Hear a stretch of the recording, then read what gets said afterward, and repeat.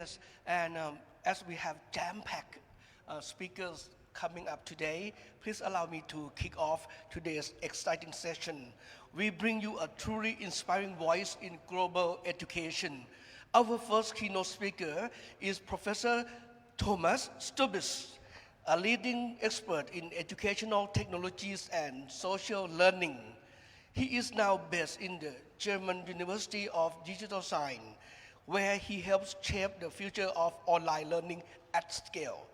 Before this, he played a key role in developing the famous OpenHPI platform that is one of the biggest MOOC platform in Germany, helping learners around the world access quality education anytime, anywhere. Today, he will speak on the topic that could not be more important, reimagining education at scale. Again, the MOOC-driven path to a global digital university. Ladies and gentlemen, please join me in welcoming Professor Thomas Stubbs to the stage. And during this, we also live on Facebook, and we also use the same Padlet as yesterday. Should you have any questions or would like to share comments, feel free to voice your out in the Padlet. In the Padlet, that's right. Thank you. So, Professor, stage is yours. Thank you so much for the nice introduction. Can you bring on? Yeah. So, very warm welcome from me. I will be talking about a bit of a journey that we made throughout the last 2 years, I would say.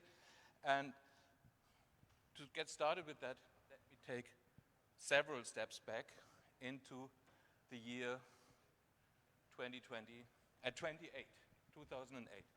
And I probably don't tell anything new to any of you when I mention that in that year, MOOCs were invented by George Siemens and Stephen Downes in Canada, and later on, 4 years later actually, 2012, several people at Stanford and MIT and Harvard basically sort of picked up that idea, rearranged it, transformed it in a very different way, and started with the first MOOC platforms on Coursera, for example, Udacity, or edX. And that year, we also started in Germany with the OpenHPI platform. I, back then, was working for the Hasso-Plattner Institute, which is back then was an adjunct institute to the University of Potsdam, and by now is a faculty at the University of Potsdam, the only private faculty at a public German university. That's a very unique situation that we had there. I'm not working for them anymore. I will come to that in a second. So basically, in the next 4 years, MOOC platforms showed up all over the world. Here in Thailand, Thai MOOC, in Japan, JMOOC, many platforms in many countries of the world. And I think I haven't got all of them here. It's just the ones that came into my mind immediately when I prepared those slides. On a very special note, personal note, 2016, that was the last time I've been here in Bangkok, the TAIL conference, and I had that in a very pleasant memory. So I got my first Best Paper Award at that conference, so that was a really nice experience. Getting back, also in 2016, at Georgia Tech, they came up with their first online master classes. And this is, at least to me, one of the inspiring role models for online education, for online universities. Also in 2016, we started to work with the World Health Organization. Back then, they came to us because they were looking for a platform to teach their frontline workers in Africa. That was the time when the first Ebola, or one of the Ebola epidemics started in several African countries. And they came to us because they wanted to have a scalable platform. I guess what they didn't imagine back then was what happened 4 years later, and this is what you see. You know these curves from the infection rates. These are not infection rates, this is the learner rate that we had on the OpenWHO platform, a platform that we ran for the World Health Organization. And we had from February 2020 to June 2020, an increase from about 30,000 learners to more than 4 million. And in the next year, it went up to almost 7 million enrollments, course enrollments on that platform. So, just to give you a very quick overview of what we did with that platform, because it's important for what we are doing now, because this is our background. We ran about 11 platforms, all as software as a service, for several partners. OpenHBI, that was our own platform where we produced our own courses. OpenSAP, SAP is the big German software company, and WHO, the World Health Organization. In those 11 platforms, particularly the first 3, so the largest ones were OpenWHO and OpenSAP, we had about 5 million enrolled learners and about 16 million course enrollments. So each learner basically took about 3 courses. We developed a lot of peripheral tools, some of them which we are still using now at the new place as well. We participated in many European and national research projects, and our courses were listed in a lot of course aggregators. And this is a topic that I will be talking about in the afternoon in a separate session, so I'm skipping that very briefly here. We've also been a member in several organizations, for example, the MOOC Hub, a conglomerate of German MOOC platforms, and the European MOOC Consortium. In that context, we produced about 60 research publications, PhD theses, many PhD theses, many more master theses, bachelor projects, and so on. And we are a very small institute and a very small team that actually ran this. This is a bit of an overview about particularly my research areas. We had more in the whole team, but I started with automated assessment of particularly programming exercises. We then went into learning analytics, formalization of courses, micro-degrees, micro-credentials, that area, so getting from those very informal MOOC degrees to more formal degrees, metadata, topic I will be talking about in the afternoon, and also accessibility, particularly subtitling of videos for people who don't speak the native language of the speaker and people who have hearing impairments. Particularly in the context with the World Health Organization, that was a big issue because we needed to translate those courses in many languages I didn't hear and knew about before we started to work with them. And this is my favorite topic, the topic my heart is beating for. This is teamwork and peer assessment in these large-scale learning environments. And now that I'm a professor at the German University of Digital Science, I'm really particularly looking into technology for social learning, what we can do with that. So, cut at that point. Don't worry, the presentation isn't over yet. This is just the next step that we're taking, and this is why I said we're reimagining the whole thing again, because we're doing that with a very different angle now. Not from the angle of a MOOC platform. I told a couple of times maybe we are one of the organizations that went the other way. So most of the MOOC providers basically are coming from a university and then producing MOOCs. We more or less went the other way. We started producing MOOCs and went the way to become a university. And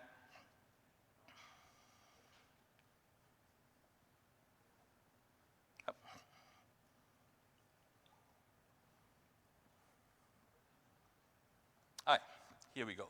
So these two people, these are the founders of this new university.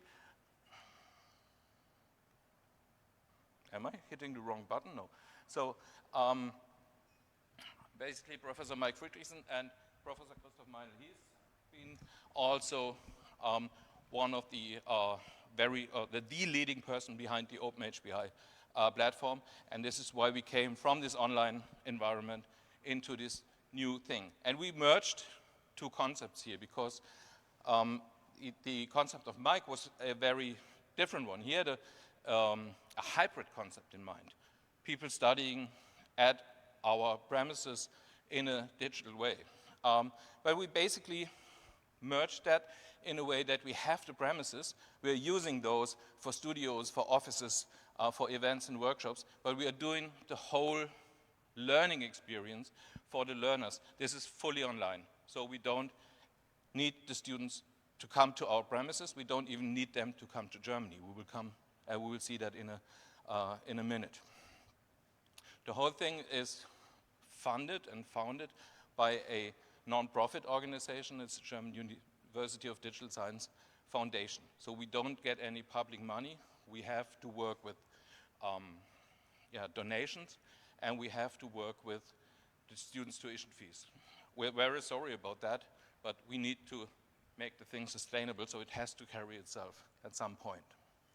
So how did we get from this MOOC platform and from these concepts, these very cloudy concepts actually, what we want to do, to an actual running and operating university in just 1 year? And it depends on who you ask. If you ask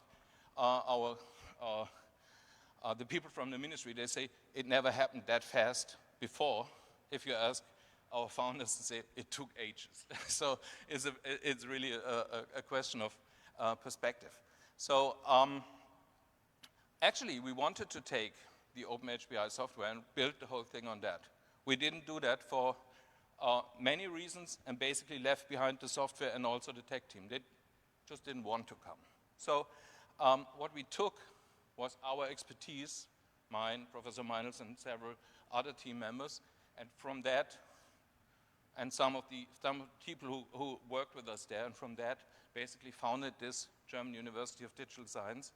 We built up a whole new tech stack that's more or less done right now, and we went through the accreditation process.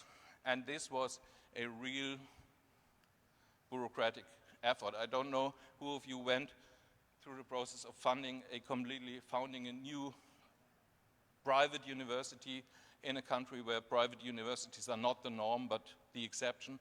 It's a thing.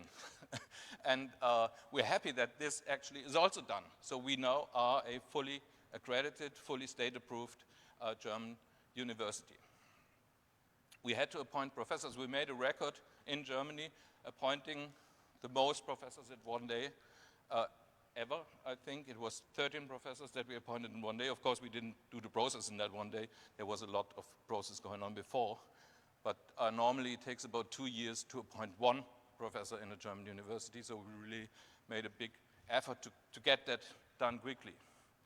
We have organized our professors not in faculties because we don't want to have these silos. We want to have interdisciplinary work, so we have research centers. And this isn't properly displayed here in my presentation because every professor is aligned to one of those research centers. Actually, in reality, they are in many. So we share a lot of work, and we're working together in many areas. And we have research centers on extended reality, on AI, on digital transformation, on learning technologies, and on cybersecurity. These are the areas that we're covering. That's done as well. So still we're looking for professors, so if anyone is interested in looking for a new job, we're hiring currently, particularly in the area of cybersecurity.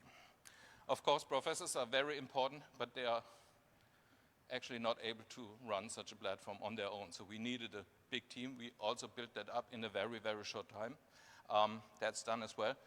The only thing that's left, and that's the most important thing for a university, is the students. So where do they come from? We had 2 weeks' time from the accreditation to the start of the first quarter to find those students. And we were super happy that we actually found 20. So we're not at scale yet, but we're looking forward to get at scale. And we have to get at scale because this is the whole model that the university is operating on.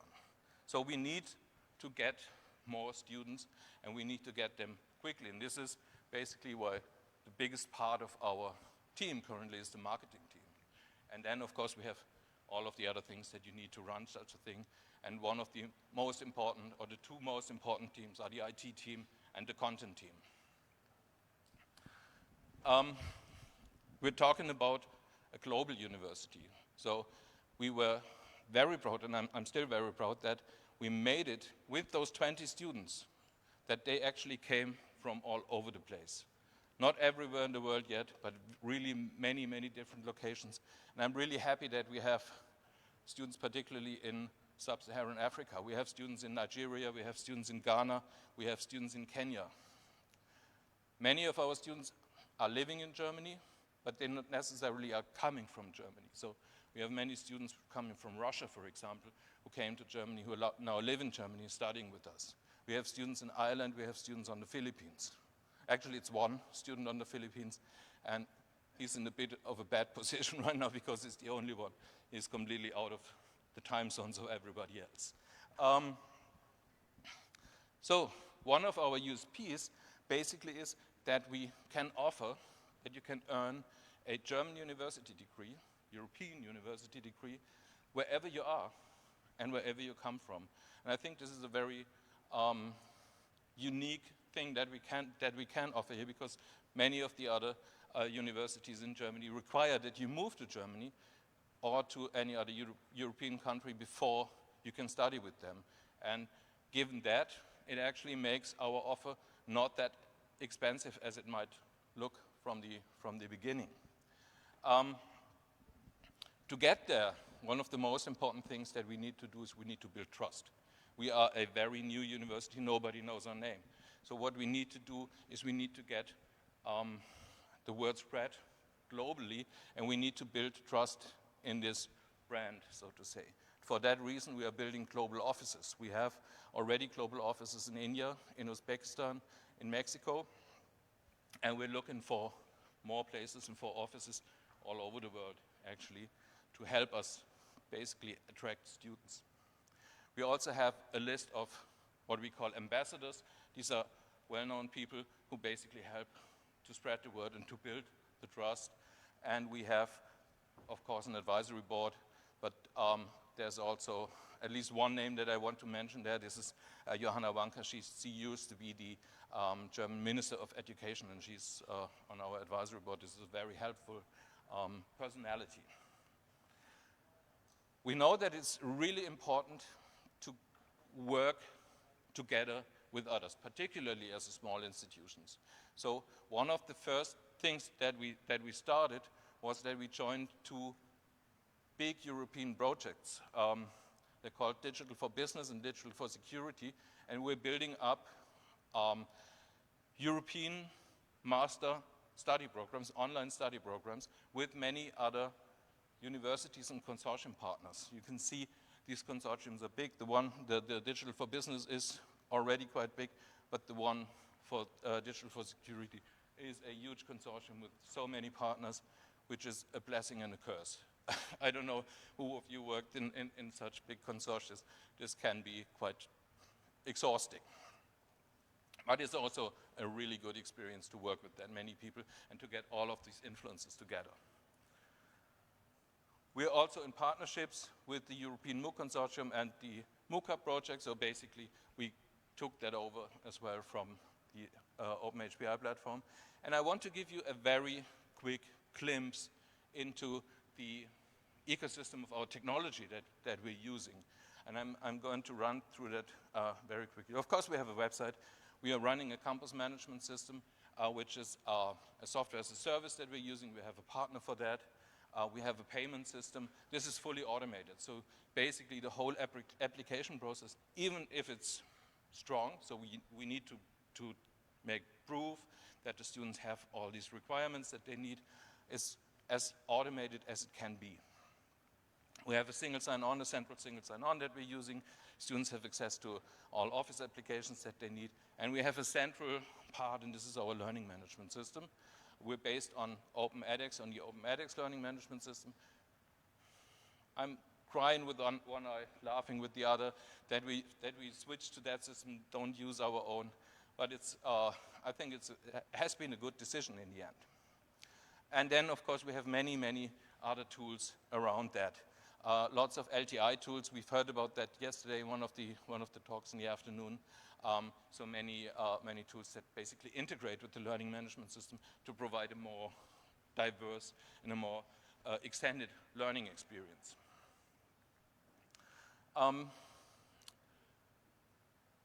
We basically have two parts that we're covering, and this is the German UDS. This is our central study program offering at the university, and then we have the German UDS Academy. And this is basically what OpenHBI used to be for the HBI. The German UDS Academy is for the German UDS. It's our MOOC platform, so to say. We are targeting very different audiences. We're targeting students on the one hand, lifelong learners on the other hand. We have very different formats, formal formats, informal formats on the academy. It's a very different enrollment process. For the university, you have to go through this typical application process. We need to check that you have a bachelor's if you want to do a master's, and all these requirements need to be fulfilled. On the other hand, it's really a very simple registration. All you need is an email address. We have the study programs on the one side and open courses on the other side. And the one thing that's in between are the micro degrees that we're offering. And basically,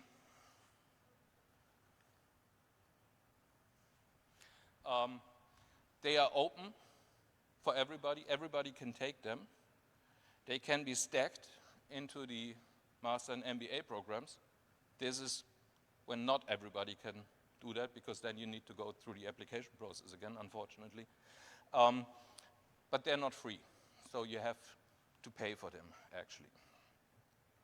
So we are talking about co-education when we're talking about these things. And this is basically not what it used to be like, I don't know, 20 years ago when I heard that term the first time. It was basically men and women are in the same room when they're learning. This is not what we're meaning. Of course they are, but what we are talking about when we're talking about co-education is the lifelong learners and the students are in the same class. So when they're taking the micro degree or when they are taking these courses as a part of as a study module and a part of their study program, they are learning all together in the same module with those people. And I think this is a very enriching experience for everybody in that class, because you have these very different backgrounds of lifelong learners, people with a lot of experience, and younger students.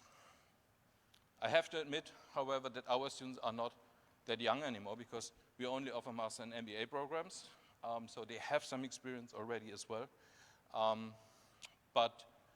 And most of them are working already. So, but those people in the micro degree programs generally are a couple of years older still than the other students, even if they are not like the really young students anymore. Basically, all of them get ECTS points in the end. This is a European credit transfer system, and we're trying with the micro degrees to be compatible with the common micro degree framework from the European MOOC Consortium, and the MBAs get a little less points. They have a little less work in those. That is part of the organization of our study programs. This is an example for one of our master programs. We have 120 ECTS point 2-year programs for the masters, and you can see you can cover quite a bit of that with micro degrees, actually. It's not necessarily an economic reasonable decision to do that, because that will be way more expensive than if you just do the program. But you can get started, for example, with a micro degree and then decide to do the whole program. There's only a couple of things that you cannot do as a micro degree, for example, to write your master thesis and so on. Basically the same for the MBA programs. They are 1-year programs, 60 ECTS study plans, and we are planning to offer a bachelor by the end of next year. So we're getting started with the masters and the MBA programs, and we're basically getting then to the bachelor's as well.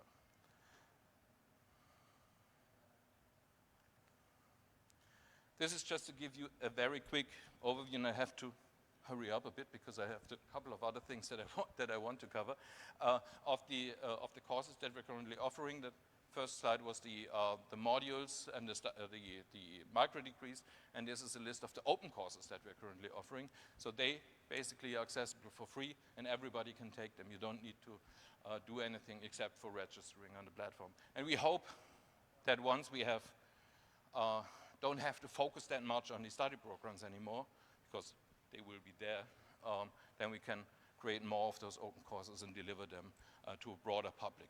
Because I think with my background from MOOCs, this is one of the things that my heart is beating for, so I want to do that, and I think it's a very important thing to do.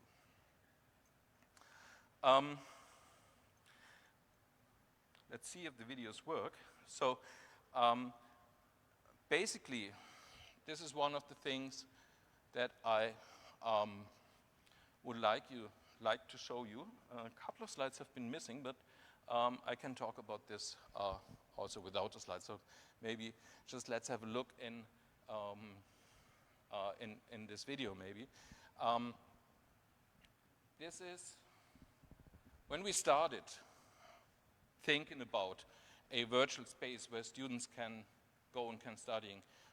We basically started with a digital twin of our buildings. But then we thought, why should we do that? We can do something completely new. Students don't even know how our building looks like because they've never been there. So we can do something which is completely out of space, or we can do something which is in a fantasy world. And this is basically what we tried to do. And let me see if I can. No, I can't. Maybe you can start this video here. We don't need the sound. But we can have the sound, that's also fine. So basically this is a 3D world that we start to create. It's a prototype. It's not far from being ready.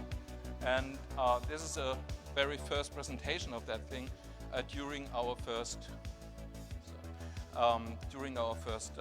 welcome weeks for the first students. And you can see a couple of them. A couple of those avatars also have already the faces of some of our co-workers, the guys who are working on that, and we don't even have to take care of physical restrictions, so students can fly if they want. On this platform, one day you should be able to do and everything. This one over here is not a video. This is actually an avatar that we produced. This is one of our former students, and basically you can feed it with whatever text you want, and it will be able to produce that text in whatever language you want. And we want to bring those avatars into this 3D virtual world so that they're there all of the time for the students so that they can ask them whatever questions they have. So, the slides that I missed, I will come to them now.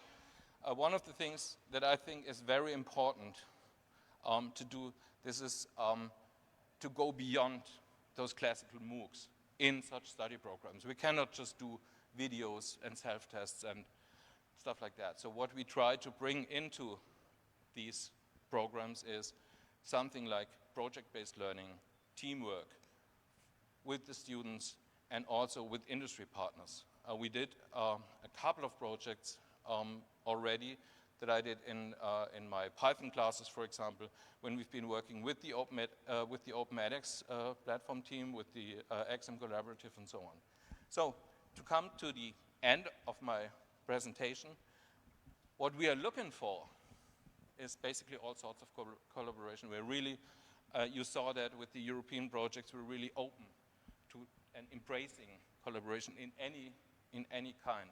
There might be joint research projects, there might be joint study programs, there might be double degree programs. We're talking to a couple of institutions about that already, and we're really open for things like that to talk about. And yeah, we're also offering our services as university as a service. This is a term that we kind of coined. So if you ever have a shortage of a certain topic, you can send your students to us, and we're open for that. And with that, I'm already done with my presentation. And thank you a lot for your attention in these early hours of the morning. Wow, that was really inspiring, and well, I hope your tears will be always happy tears. Okay, and Professor Thomas, allow me to tell you that you have got the longest question waiting on your Padlet. Okay, I will have to look Really at lengthy. that. Thank you so much. Thank you Okay, so much. please give him a big hand again. Thank you. Thank you very much, Professor Thomas Staubich. And again, for any participants who have any questions, you can post your questions, although you are here or online. It's okay to go anonymous, and then the speaker will address to your questions The question themselves. will be like this. Okay, like this. This is what Professor Thomas received. And if you go to next one, okay, this was yesterday. So feel free to browse. Okay, thank you. All the interesting question, isn't it? That's right. Okay, and for our next speaker, it is my honor to welcome Professor Wang Daliang from School of Basic Medicine Science, Tsinghua University. She's going to present the topic of exploration and practice of AI-enabled blended teaching in medical courses. Professor is a professor and vice dean of the School of Basic Medication Science. She specializes in oncology research. She holds positions as an executive director of the Beijing Anatomy Society Council and a standing committee member of the histology and embryology branch of Chinese. Please give her a warm welcome again. Thank you. Thanks for the introduction. Good morning, everyone. I'm Daliang Wang from Tsinghua University, Beijing, China. Many thanks for the invitation from TCU and the invitation from Thailand Education Ministry. I'm very glad to be here to share my experience in the past year for the blending teacher.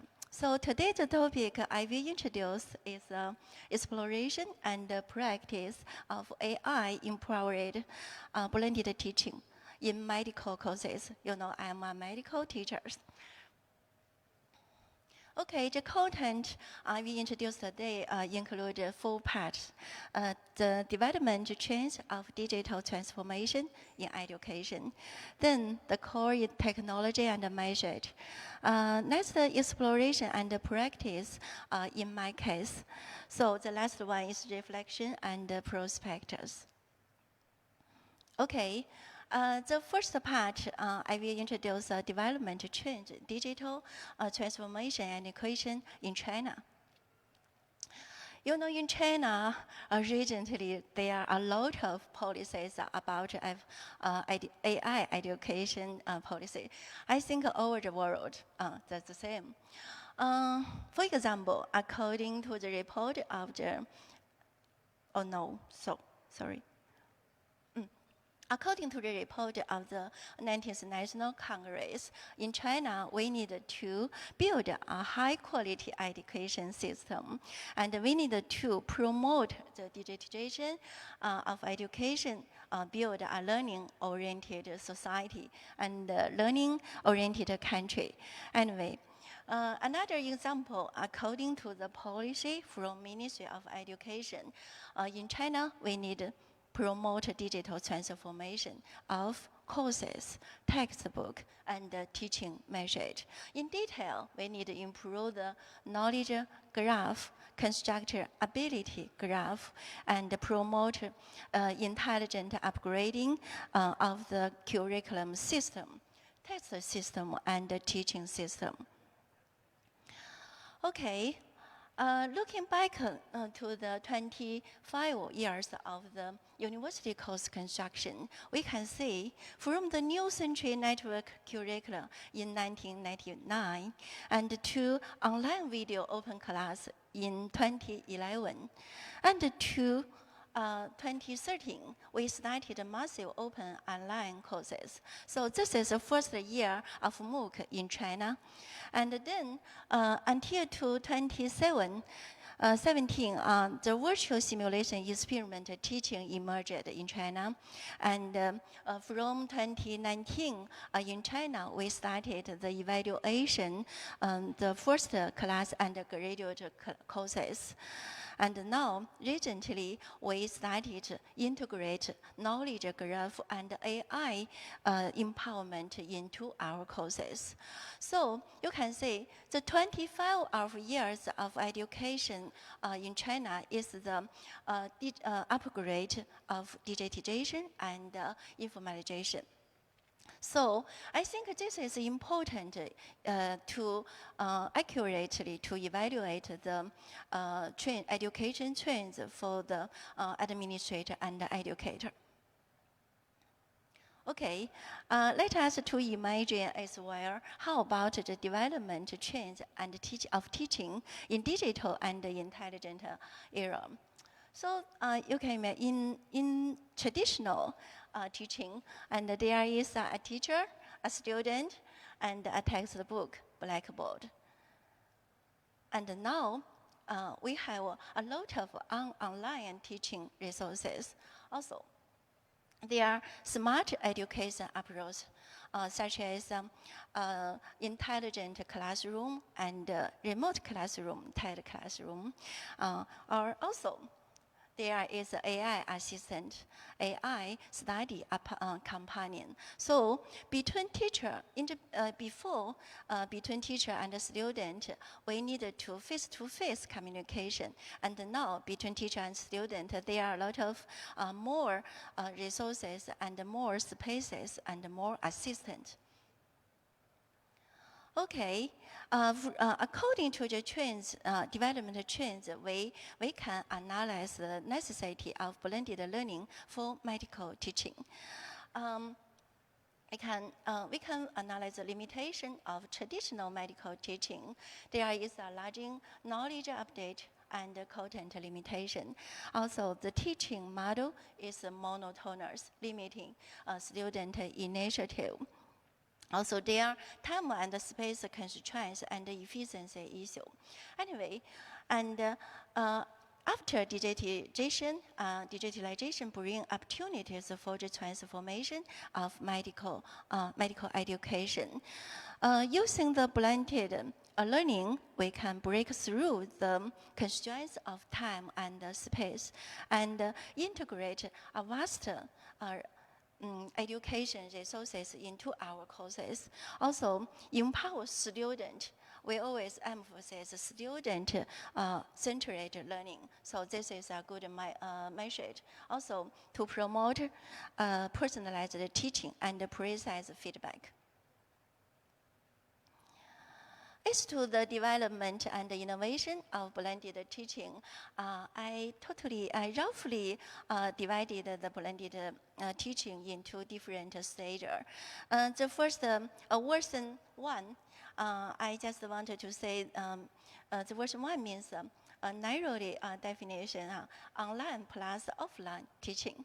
So you need to have online course and you need to reconstruct your course, just integrated online course into offline course. So this is version 1. And then version 2, we'd say intelligence plus technology platform integrate a virtual simulation technology. And the next version 3 from 2023, we integrate personalized knowledge acquisition and creative knowledge generation, means plus Gen AI and knowledge graph. So innovation of blended teaching where we solve new problem, create a new track, adopt new mindset, and initiate a new model. So this is the development and the innovation of blended teaching. In summary, we can say the goal and the significance of blended teaching. We hope to, through the blended teaching, to get a differentiated teaching, personalized learning, scientific management, driven research, and intelligent service. Totally, we hope to, through blended teaching, to get high quality teaching. This is our goal. Now let us to move to the second part, core technology and the message of AI-empowered blended teaching. In my case, I always use some different tools into my course. So first is MOOC. MOOC and Ren Classroom. I think all of you are familiar with MOOC. Yeah. MOOCs provide rich teaching resources in the online and give more resources for all of social learners opportunity to study. And Ren Classroom is teaching software in China. A lot of universities are using this software. I'm not sure whether you're familiar with this software, Ren Classroom. Okay, yeah. Ren Classroom enhance interaction between teacher and student. Until to last year, I think Xuetang X has amassed over 10,000 MOOCs and drew a lot of social learner to study, to using these online resources, and also Ren Classroom to enhance our interaction in the class. And another method is watching simulation technology, which provides students with immersive practice environment, reduce practice risk and costs. Also enhances practical skills and operational proficiency. For example, we can use simulation, virtual simulation technology to practice surgery operation or emergency rescue. So it can reduce risk and cost. So this is virtual simulation technology. In National Virtual Simulation Experiment Teaching Project in China, medical project account for 1/5. So this is very most. Okay, another measure is I want to mention is knowledge graph. Which can form a knowledge network and construct associate and logic between all of knowledge nodes, and which can keep the knowledge phrase through dynamic updating, comparing the different from the MOOC. I think MOOC is not too easy to update these new data, and optimize the learning paths, precisely the knowledge, and enhance student learning efficiency. Okay, next I wanted to say is discipline engine. What is a discipline engine? This is a subject-specific engine. You mean, no, which is relative to general purpose engine. What is general engine? Just like DeepSeek or ChatGPT. If we use a general engine, sometimes we cannot get accurate answer. You know? Yeah, so we need to establish the discipline engine, subject-specific engine, just focus on the medical data and to get more accurate data analysis. Yeah, this is a discipline engine. We hope to using this construction to innovate in teaching scenario, for example, to realize AI diagnosis and treatment, especially for the completed disease diagnosis and therapy. This is a discipline engine.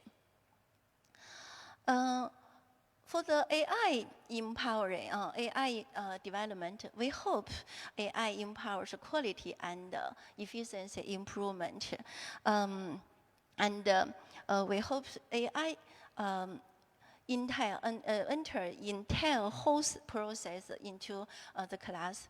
For example, before class and in the class and after class and in the end of the term, we can use AI empowering integration. For AI, before the class, we can use AI assist in generating questions, prepare PPT. And in the class, we can use AI for the AI human interaction. And after class, we can use AI for the homework evaluation or assistant study. So anyway, and in the end of the term, we can use AI for the evaluation for a student. So this is, and providing timely feedback. So this is AI empowerment. Okay. The last that I want to suggest the measure is digital human course and AI agent. I think both of them are intelligent revolution of immersive teaching. Why I say I say it? For digital human course, just a different education type, and which can be provide an immersive teaching experience, offering repeated demonstration and guidance to meet student personalized learning needs. This is my measure. And another AI agent, I like it very much, but I think I need improve my AI agent gradually, just on the process. And I think AI agent can enhance the efficiency of clinical decision-making training and aiding students to quickly master clinical decision-making skills. Okay, next. Let me introduce my practice in blended teaching, taking medical courses as an example. In my case, I'm a teacher. It's just a moment, as I mentioned, just a moment. In fact, I teach undergraduate professor courses, general education courses, undergraduate basic courses. So, facing different type of student, you need adopt a different method to satisfy different requirement, right? So, how to teach a student according to their aptitude and to realize the student personalized requirement and study. So, also how to achieve no subject threshold but academic depth for the general education course. Also, how to achieve interdisciplinary knowledge integration for graduate courses. This is a different questions. Also, in every course, you need to integrate, realize the educational philosophy of 3-in-1, which means 3-in-1. We need realize knowledge transfer, ability cultivation, and value shaping in the same course. So how to realize all of requirement? I think the application of blended teaching in course is a good idea, good method.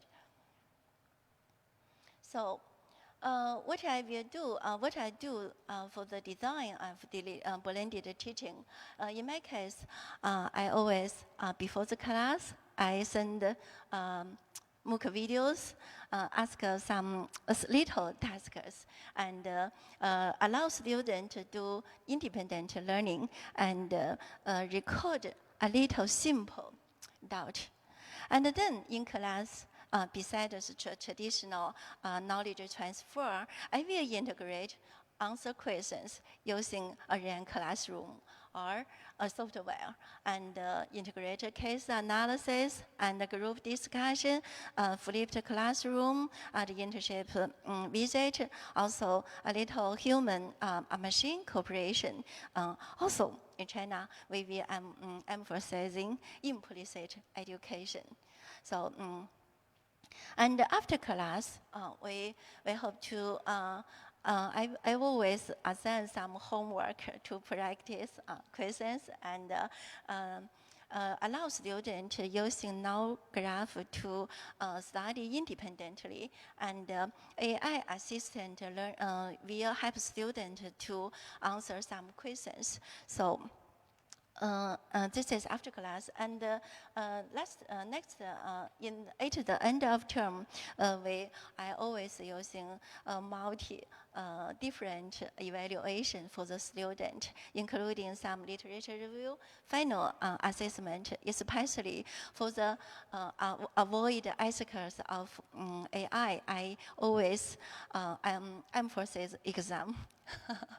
Yeah. Okay, let me introduce my experience in detail. For the MOOC application, I have established two online teaching course. For example, histology and tumor biology to introduction. So I'm using this as course. This is course content for my blended learning. And then I using Spoke, small private online course platform to manage my course. I using Spoke to send a MOOC video in advance, and then student need study using this Spoke platform to watch the video before the class.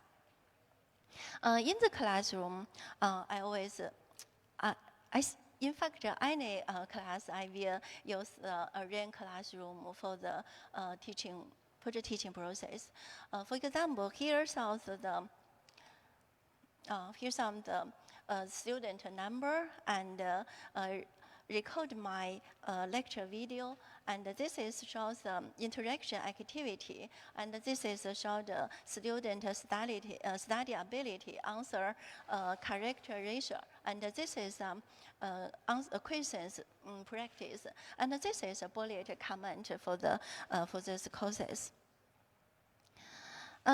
The next method I use is application of virtual simulation technology, because I'm a teacher to teach histology, pathology. So I use this virtual simulation technology in my course to allow students to practice they are familiar for the cell structure morphology and pathology diagnosis. And this is one in my comprehensive experiment course. So students will use this software. This is a method technology to practice how to do molecular biology. Okay. As to the knowledge graph, and there are different knowledge graph. Course knowledge graph and some subject knowledge graph. Here I show the course knowledge graph. So you can see this is histology, and there are a lot of knowledge node, and which provide student personalized learning option, seamlessly combining flexibility and systematicness.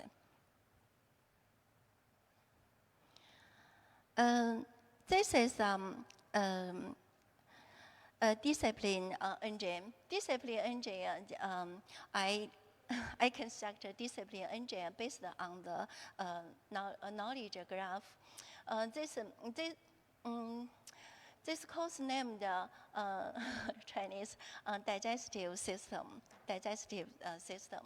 and here this is the first level digestive system, and this is a second level. So totally there are 7 levels, different 7 levels, and the blue color showed dedicated 12 disciplines.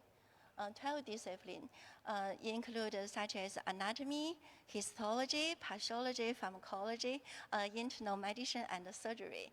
Totally 12 disciplines. So if you click any knowledge node, you can find the knowledge content which we input into the knowledge node.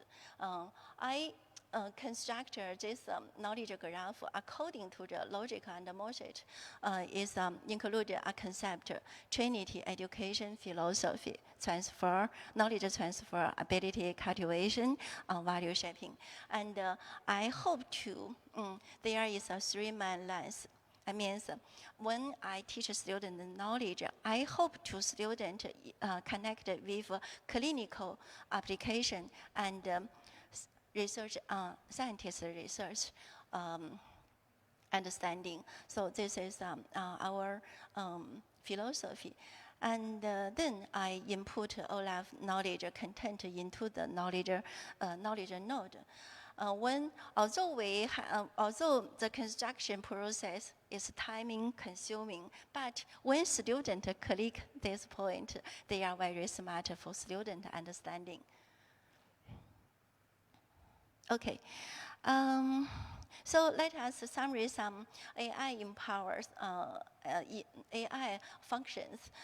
This is my my website, and I integrate it with in English, and so there are a lot of functions. The first,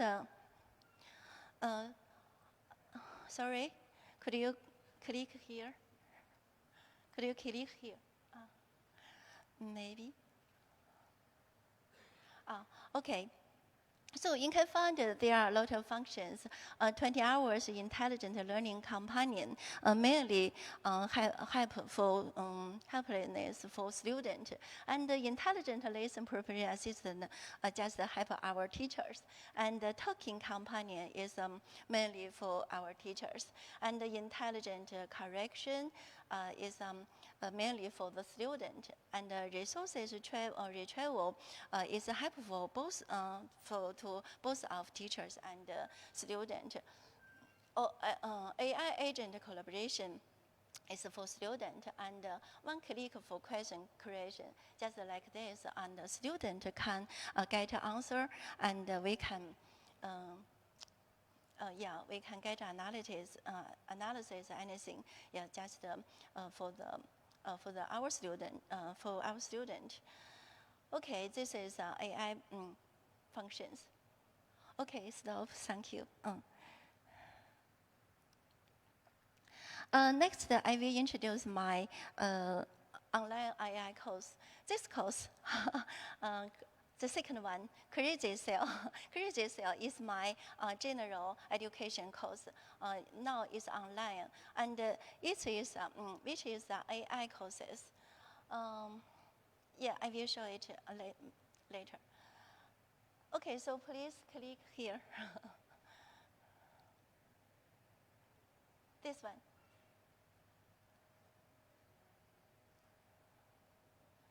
Here. I'm not sure. No voice. Yeah, anyway, I will introduce. Just this is my AI course. Just virtual myself.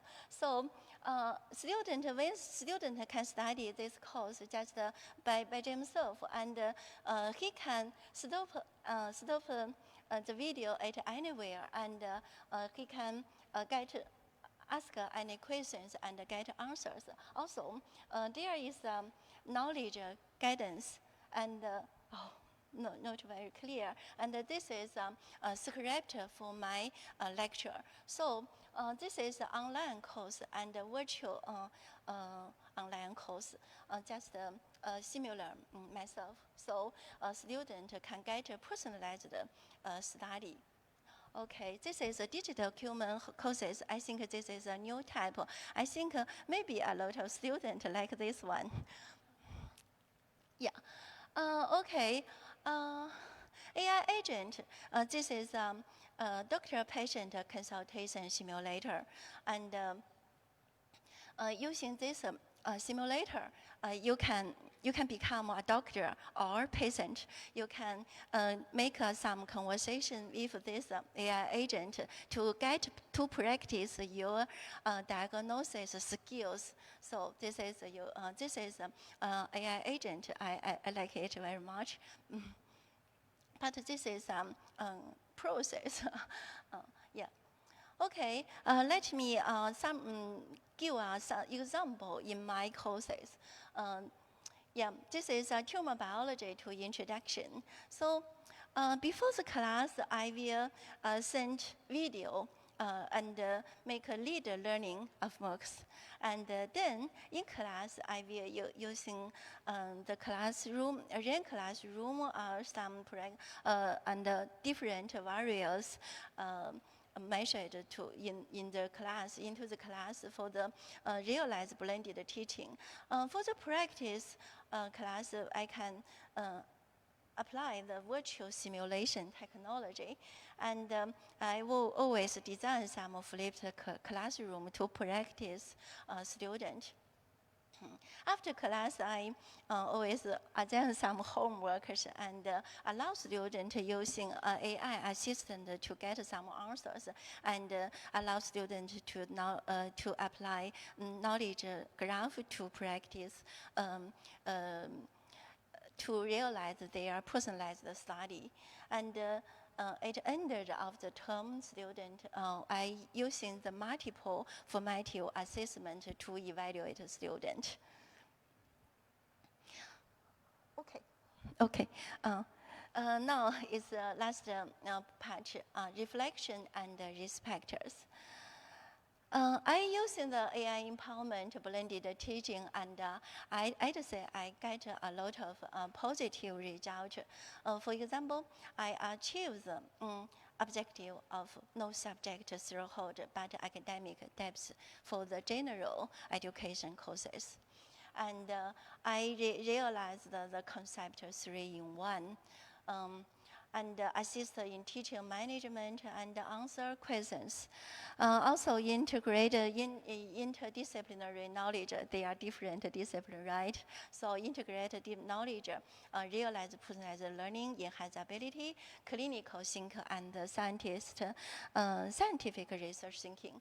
Establish a student personal portrait. You know, this is a different figure. So between teachers and the student, there are a lot of informatical, digital tools between the student, and which improve the personalized study and efficient teaching. But also, there are other side. Of course, I think this work is a high construction cost, including manpower and energy. Also, some technical bottleneck. Sometimes, I think the recently engine has a weak complex reasoning, especially for the complete disease diagnosis and treatment. And there are some data dilemma. Illusion phenomenal. So it is difficult to install knowledge authority. So I need construct gradually. And the application flow difficult in AI human collaboration, especially I will detail consideration whether I need to integrate this technology in my class, because sometimes I cannot control my time if using AI assist. Recently I always using this technology after classes. But I think maybe in the future it's no problem. It will be no problem. And also ethical dilemma. Okay, anyway, no matter you like it and dislike it, we have to face this trends.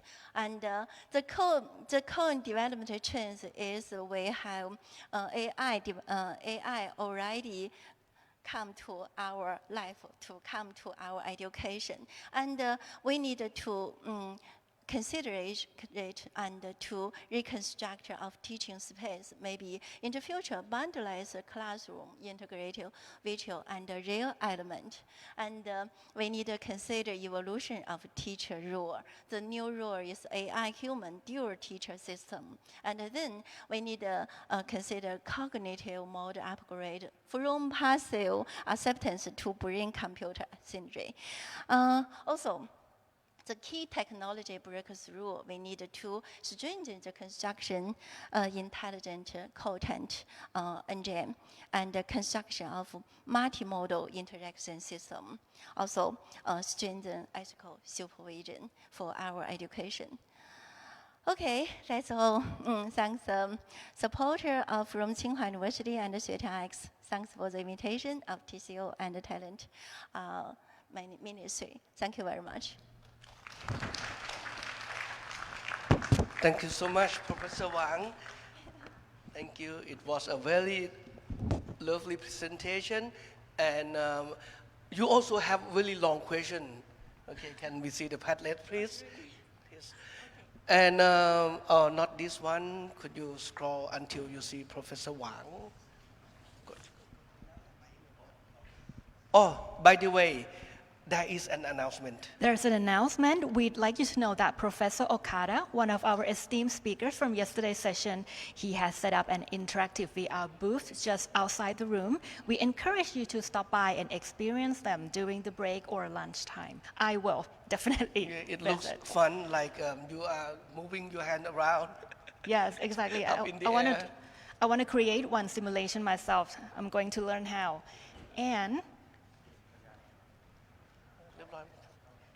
And for during the waits, just going to remind you once again that for the lunchtime, same as yesterday, so 12 to 1 p.m., and then we're going to have 3 parallel sessions at the same room as yesterday. So we're going to divide this room into 2 small rooms, Mayfair Ballroom A and B, and then we'll have another sessions at the lounge on the 10th floor. You can access to our most updated schedule by scanning the little QR code at the corner of your name tag. Right. I'm looking at the Padlet. Professor Thomas, you have second question. Okay. Well, let's continue. Ladies and gentlemen, get ready. Our next speaker is a true global game changer in education. I call him Japanese James Bond. Professor Toru Iryoshi from Kyoto University is not just a professor.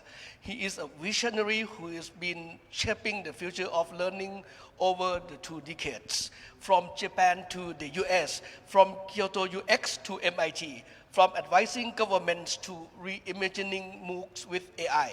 He has been at the forefront of making education smarter, more open, and more human.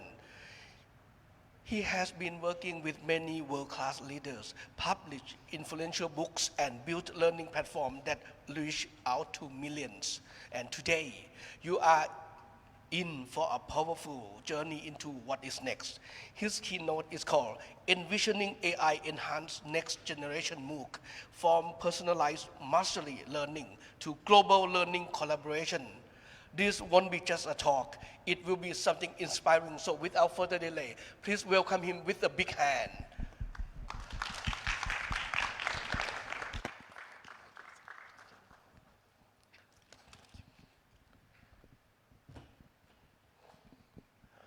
Good morning. Thank you, Michael-san, for your very kind introduction.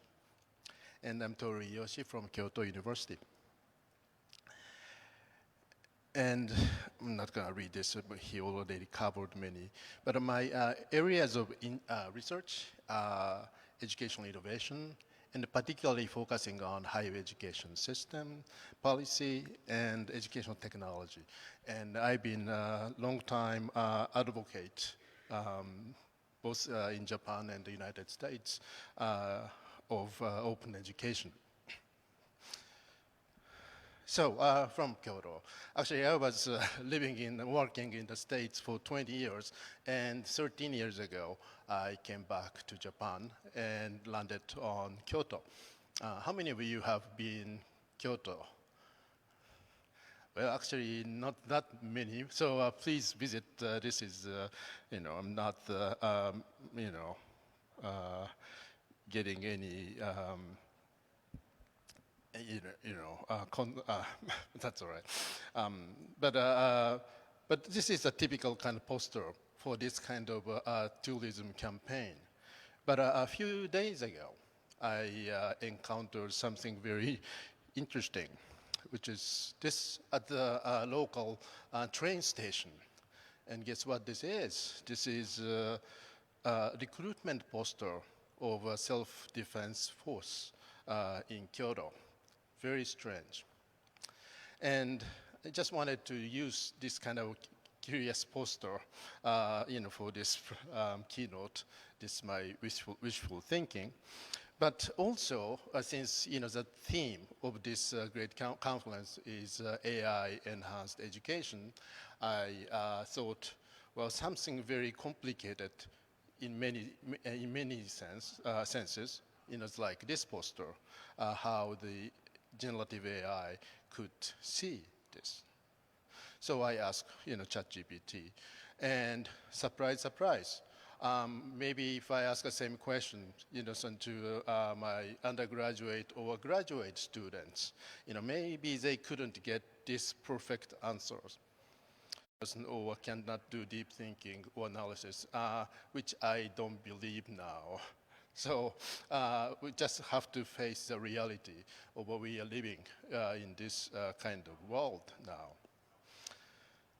And also, my gratitude, goes to the TCU and Thai MOOC teams. And actually, I'm so glad to be back. I love Thailand and especially Bangkok. Most of you know, so I'm not going to repeat. But just next few several slides, just to cover the overview, upshot, of JMOOC. So just go very quickly here, and not to bore you. So we started in 2013. So I've been doing this about 12 years. And the members consist, of some corporate, some sponsors, and also many universities and companies, and also research institute and academic organizations. And important numbers, here, learned Thai MOOC, has reached to over 700 MOOCs. Congratulations. We are kind of catching up to that. And course resistance overall over the last 12, 13 years, it's this many. And also we mostly domestic learners we cover here. And I'm not going to go into the detail, for stuff like this. But I'm going to share my slides at the end. So please, if you're interested, please read these slides later. And also, even before the generative AI, emerged, we started this human resource development courses on JMOOC for industrial AI experts. And also, Ministry of Economy, Trade, and Industry have been giving away a lot of funding, to encourage, universities and corporates to create many recurrent education programs. And some are available on JMOOC. And as you can imagine, micro-credentials are very essential, so for this. And so the latest and I think I showed this slide 6 months ago, here. But this is my favorite slide, so allow me to show this again.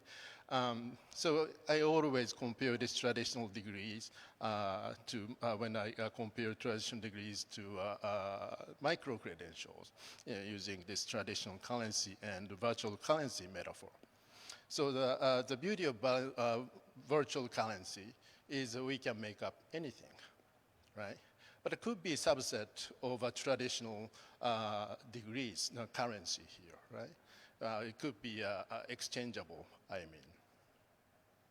So we could be very creative, imaginative in designing and using these micro-credentials. And we don't need to be stuck in the current higher educational credit, degree kind of system. So that for our lifelong learning, we can imagine, our, kind of accumulated learning records, could look like a 3D calculator Tetris. And well, these are food for thoughts. I'm not going to read out these, but hope we have chance to reflect on these questions. And actually, the third bullet point I like to stress on this because I think it's becoming really chaotic, to say the least, if we start mixing these traditional degrees, credits, and micro-credentials. And so the learners, some could get confused, and also employers, prospective employers could get confused too. So, what in same time, just making this kind of learning, lifelong learning more flexible is very important. Just in time kind of learning, but we have to think about what kind of a policy and could be be needed to support this kind of a new world of kind of new mixed world of traditional and micro credentials. And to kind of respond to this kind of a big challenge, we are now embarking on creating, establishing, this Japan Micro-Credentials Organization. So, the Japanese government has been pretty slow on embarking on something like this, but this time, not too bad. So, about a month ago in Tokyo, I was part of this, and also a few colleagues, here, part of this. But this is a launch committee kickoff ceremony, so the organization hasn't been launched yet, but soon, by the end of this year, I hope, I'm gonna launch this. So, all the same, so I'm not gonna read out this slide, but please, if you are interested in read this later. And just for business for business details, just for kind of main points here. The first is establishment and disseminations of micro-credentials, specifications, and standards. And these work need to be done jointly, by industry, government, and academia. And the great thing is these three kinds of stakeholders are very excited about this new organization. So we hope this is going to fly. And also this third point, the promoting visualization and circulations of micro-credentials, this is very important. As still in Japan, maybe less than 10% of the entire Japanese people understand what's micro-credentials. So again, we need promoting the understanding, of what, how micro-credentials are not enemy, of traditional degrees or traditional education system, but how we could expand this future education, higher education system, taking advantage of micro-credentials. And I'm gonna skip this one. And thank you for keep, waiting. So this is the topic of my talk today. Sorry. Yeah. So the seven kind of main things, and of course, even at this conference over the last day and a half, a lot of great examples or plans, have been shared. So maybe my slides are just to summarize, kind of high points, of highlights, of what people or organizations around the world have already accomplished or are trying to accomplish, here. And I have to give some credit to ChatGPT 4.0 because this is 7 points I'm gonna walk you through. Our joint product with AI. So generative AI can tailor MOOCs and we to each learners. So it's amazing. We already have over 20,000 some MOOCs around the world.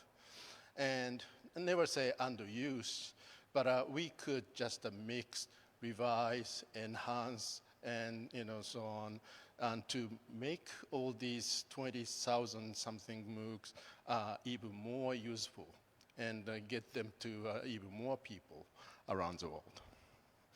And as you know, the completion rate of a MOOC, of the entire MOOC learners are only like 5%. If 100 people, take a MOOC course, then only 5 people could get to the certificate, right? That could be changed dramatically if people wish to get a certificate too. Because, again, as we kept hearing over the last day and a half, AI could help learners to personalize their learning experience. And here's a little jokey, oops.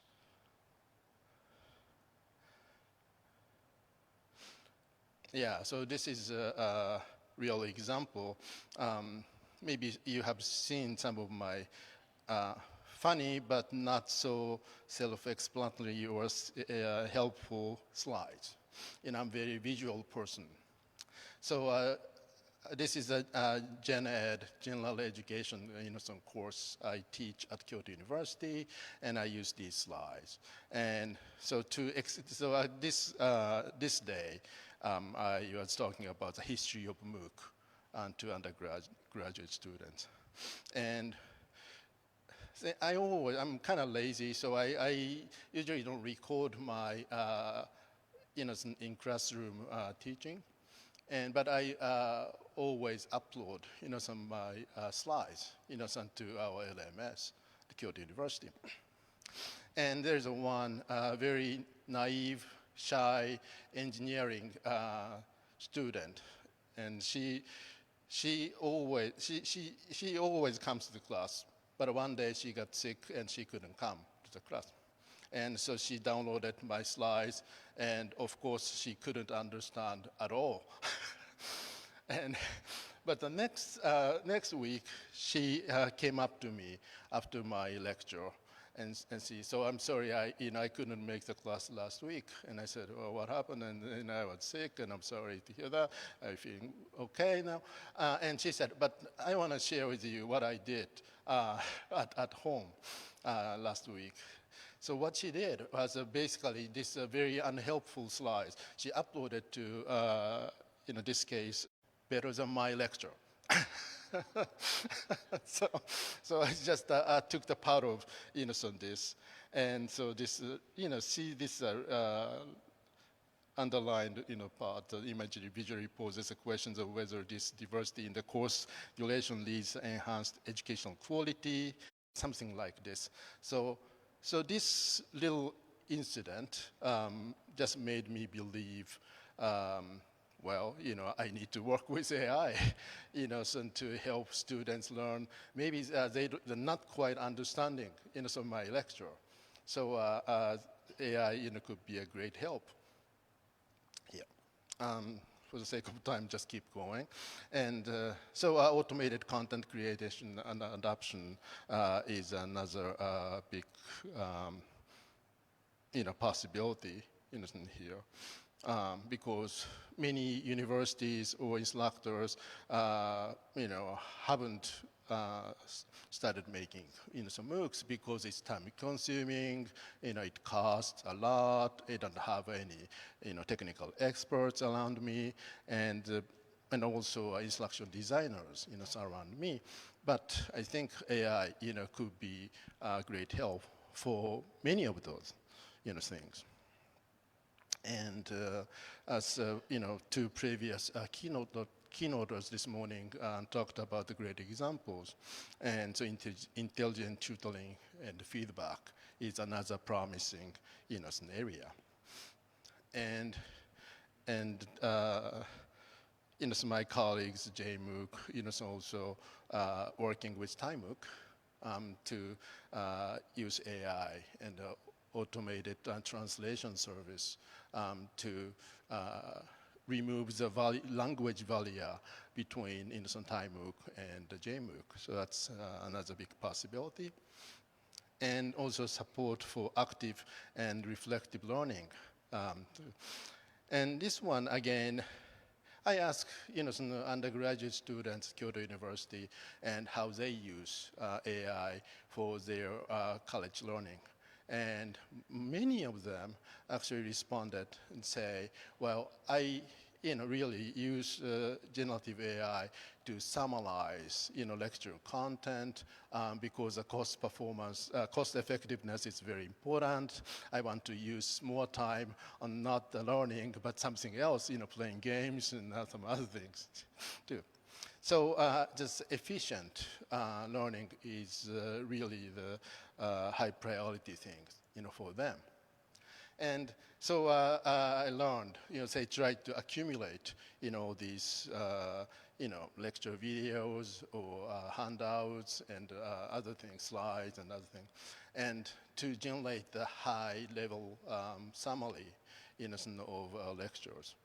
So I'll save, some my bit negative comments on something like this because I don't think it's, it's always helpful to just, I think many of you could agree because you're not teenagers. I don't see any teenagers here, but summarize 2-hour movie into 10 minutes version and what's the meaning of that.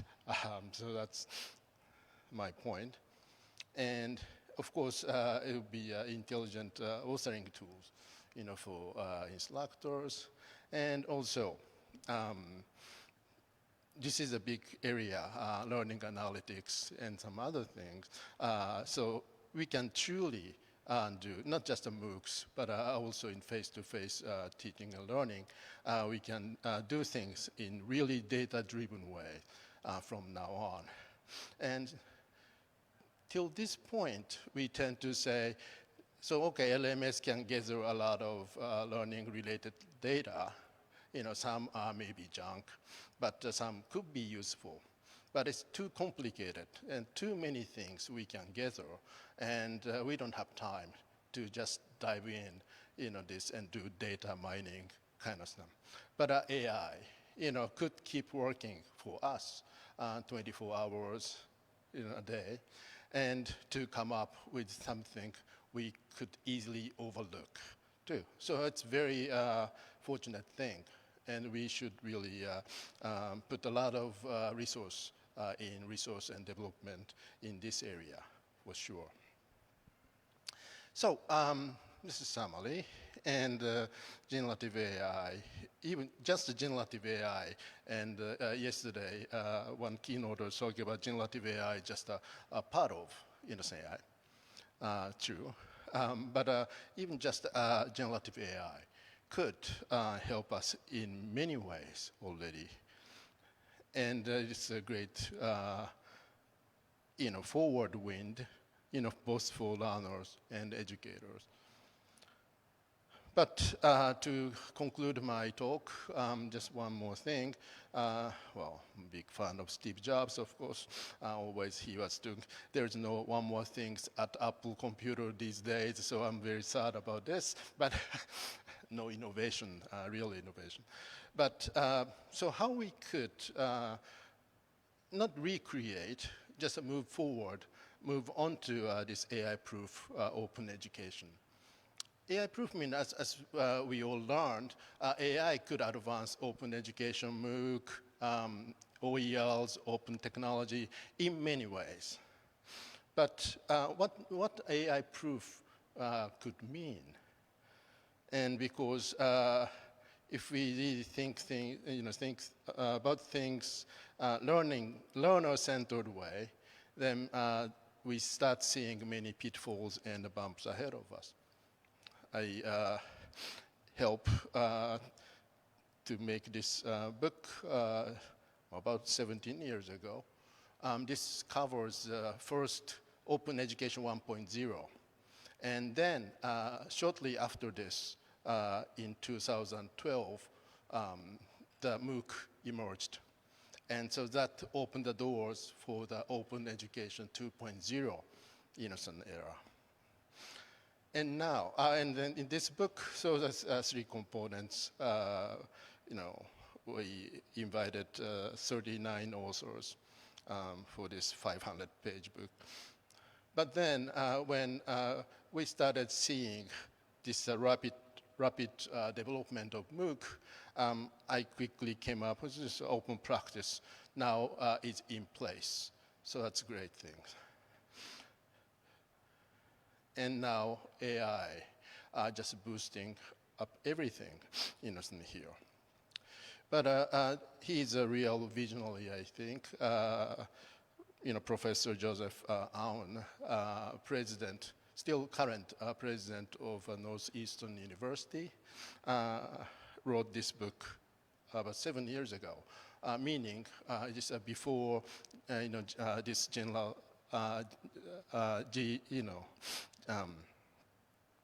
so generative AI, some booming.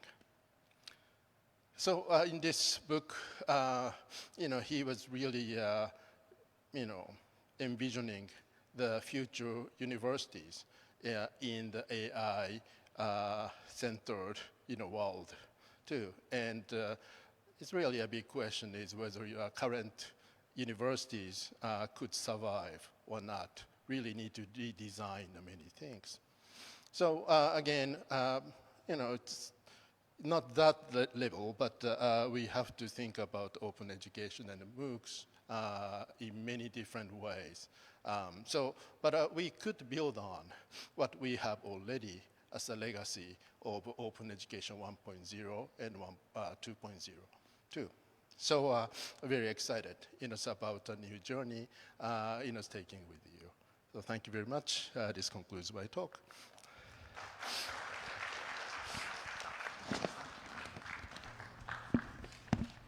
Thank you very much, Professor Yoshi. That's a very insightful presentation. Again, and sorry, just yeah.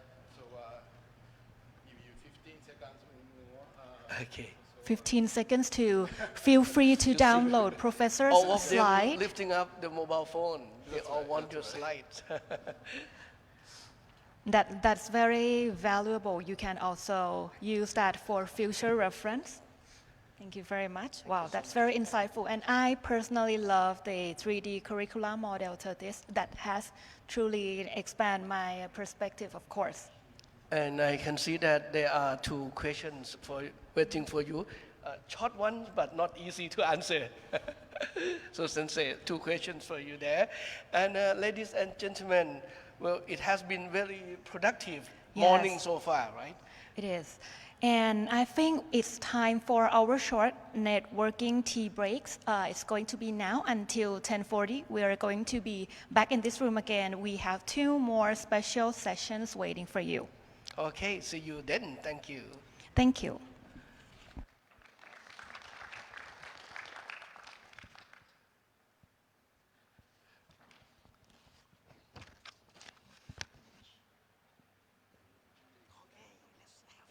Coffee.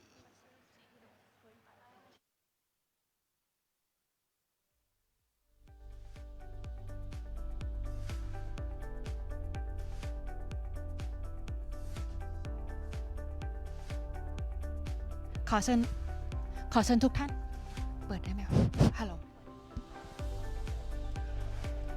ค่ะขอเชิญทุกท่านสามารถออกไปรับประทานเบรกข้างนอกได้นะคะเดี๋ยวเราจะกลับมาอีก2เซสชันที่นี่นะคะในเวลา 10:40 ค่ะ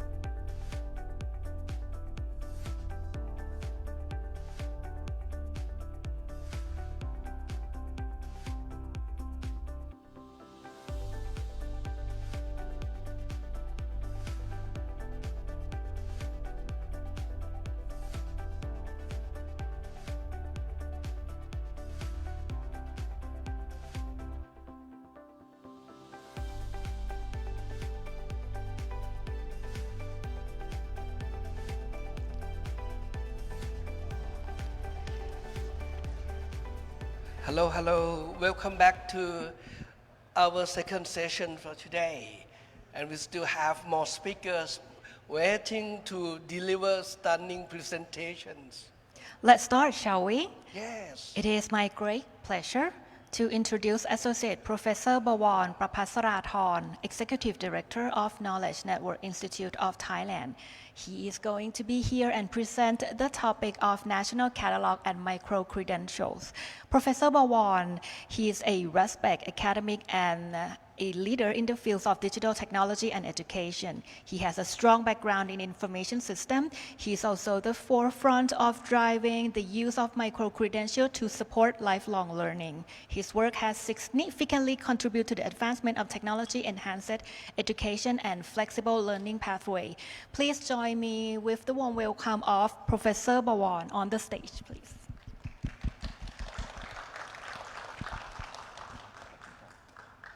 Okay, please stay tuned. Okay, ครับ Thank you ครับ Okay, thank you so ครับ much. ครับ Thank you for very impressive introductions. Well, actually, I have been requested from the organizer to present you the progress of our program on micro-credential and another, let's say, another equipment for showing credential, learning outcome credential for our graduate. Initially, they want to speak in Thai to ensure that you all understand the content quite clear. However, they change their mind and they prefer, as this one is international conference, so please forgive me. It's going to be a combination of Thai and English.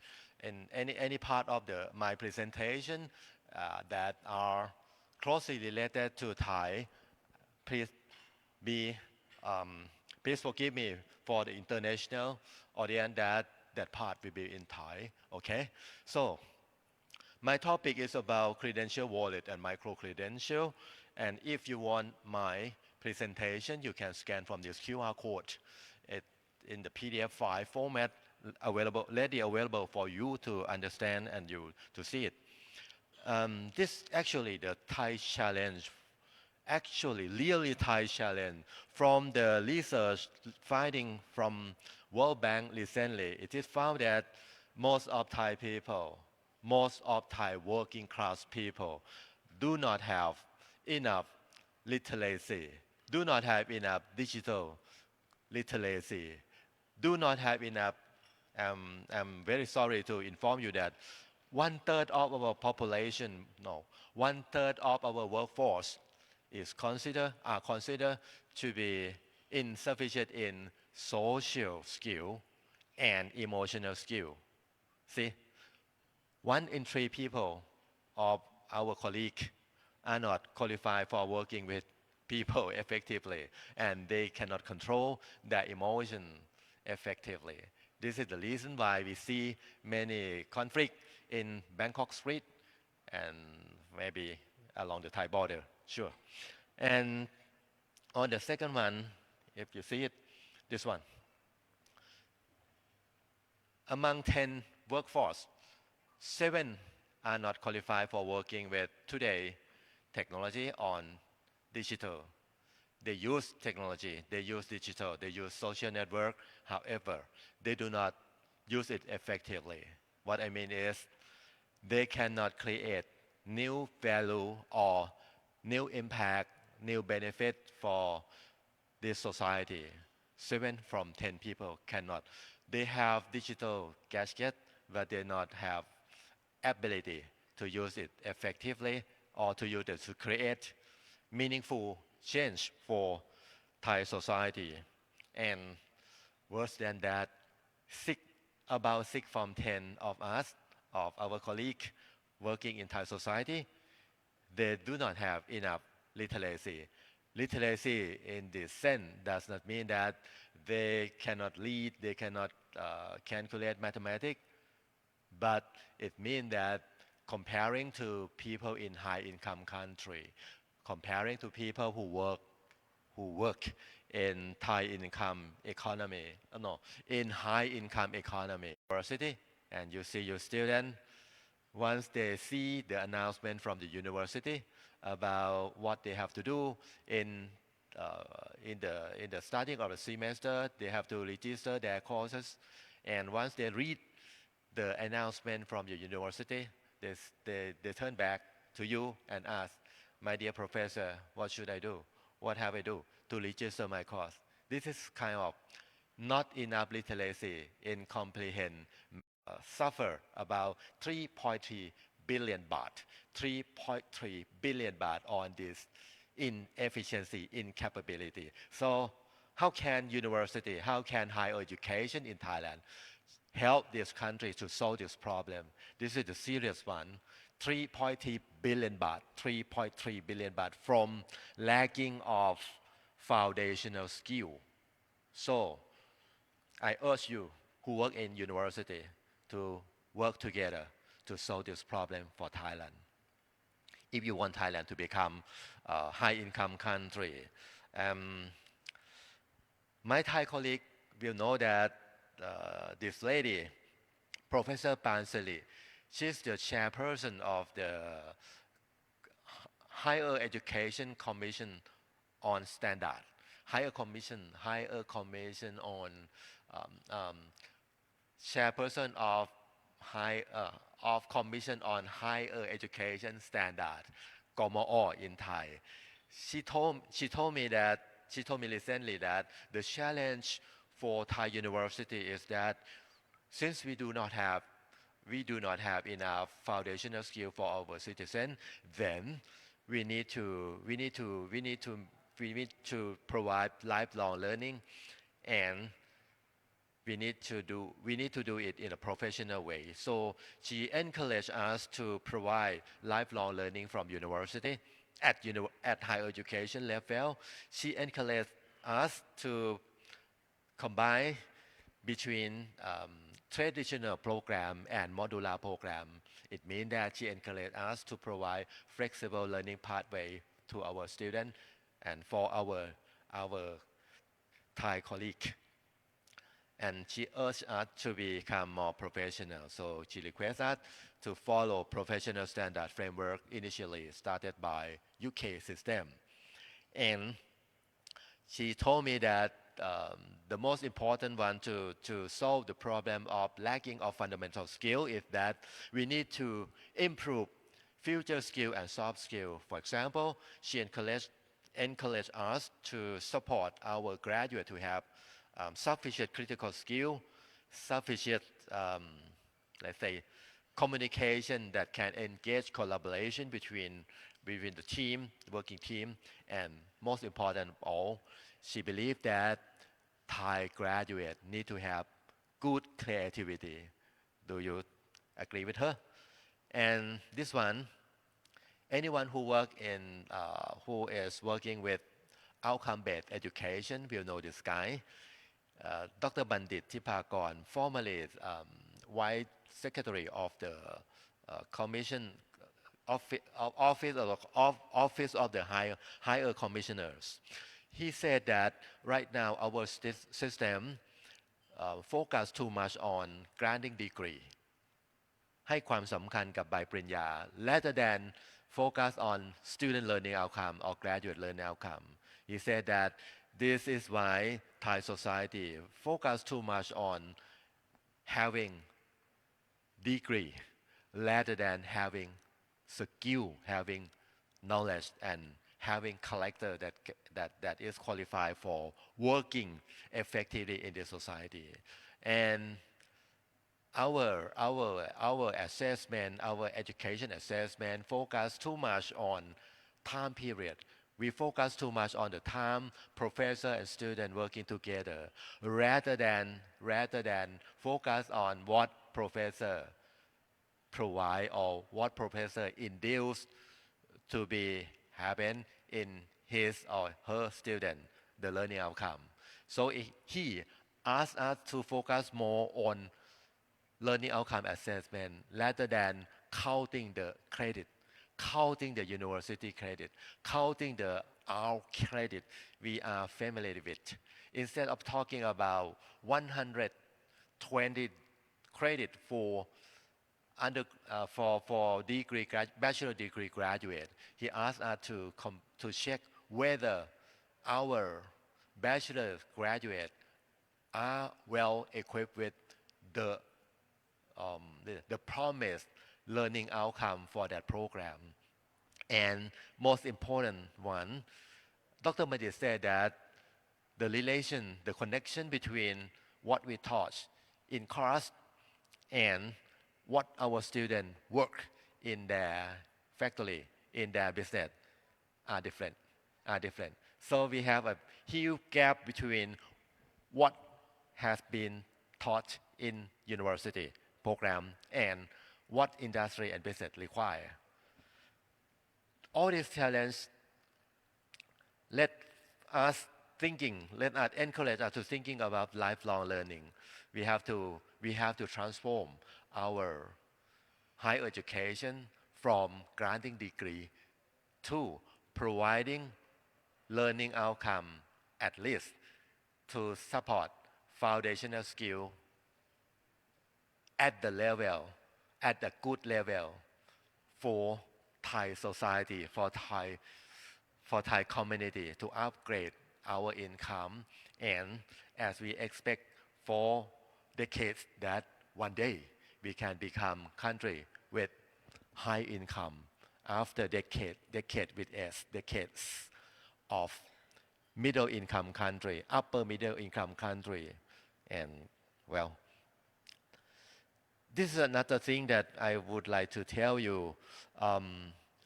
Moving from upper middle income country to become high income country need skills.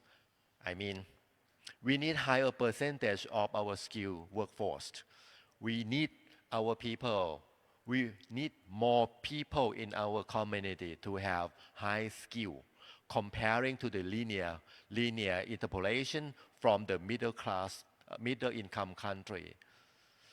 If you notice this curve, if we're going along the linear equation, you will see that the number of high skill workforce is allowed this way. But actually, if you want to become country with high income, you need your people to move this way. It means that you have to exponentially increase number of your people who have high skill, maybe high tech skill, maybe high business skill, something like that. And the more difficult one for us is that right now, you know that our demography, we have fewer new generation, we have fewer children, we have fewer teenagers. So to have this group, to have the number, to have the proportion for our workforce, it means that we have to go back to old guys. We have to return to workforce at the age of 30, 40, 50, or maybe 60 again. And imagine if you ask this group of people, 40, 50, and 60, to move to vocational college, to move to primary school, what will they say? No, I'm old enough. I'm not a children anymore. I'm not kid. So I have to go back to primary school to improve my foundational skill. No one go back. No one will ever return to primary school for upgrading their foundational skill, even though they do not have it at this time. I mean, because of technology disruption, because of world changing so rapidly, foundational skills they have during their childhood are not enough for them to live in the country that expect to be high income country. They are well qualified for middle income country, but they are not qualified to become effective citizen for country that expect to be high income at this time. So university is the best place for upgrade this group of people. I ask you guys to support me, to support the ministry, or to support Thailand to enhance foundational skill for this group of people. The second demography dividend and maybe the third demography dividend, the group of people who have done a good job for this country, who have done a very good job for Thailand economy. But this time, we have to recall them back to our society, to our business, to our industry again, because we do not have enough young generation to support this duty.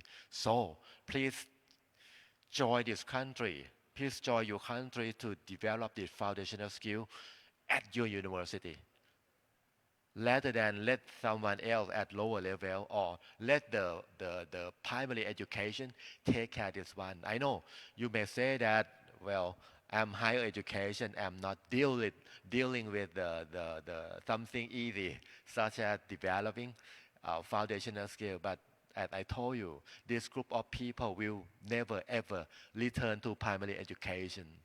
They apply, they are happy, and they feel honored to work with you rather than going back to primary education. So this is another thing university have to do. If university want to be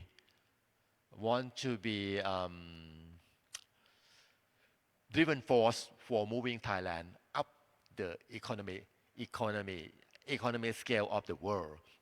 So to make university to support Thailand on this to solve this problem, to solve foundational skill and to upgrade our people, it means that university should become the center of innovation.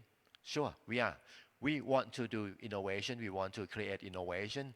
Anyway, we need to be center for lifelong learning. Especially, we need to offer foundational skill upgrading for second dividend and third dividend group of our citizens. Please do this. And to do that, we need to transform our pedagogy from telling our students, here is your knowledge, here is your skill. We have to move to why you have to have this skill and how you can learn this skill by yourself. So we have to modify our system to become flexible learning pathway, the technical term that UNESCO had initiated long time ago.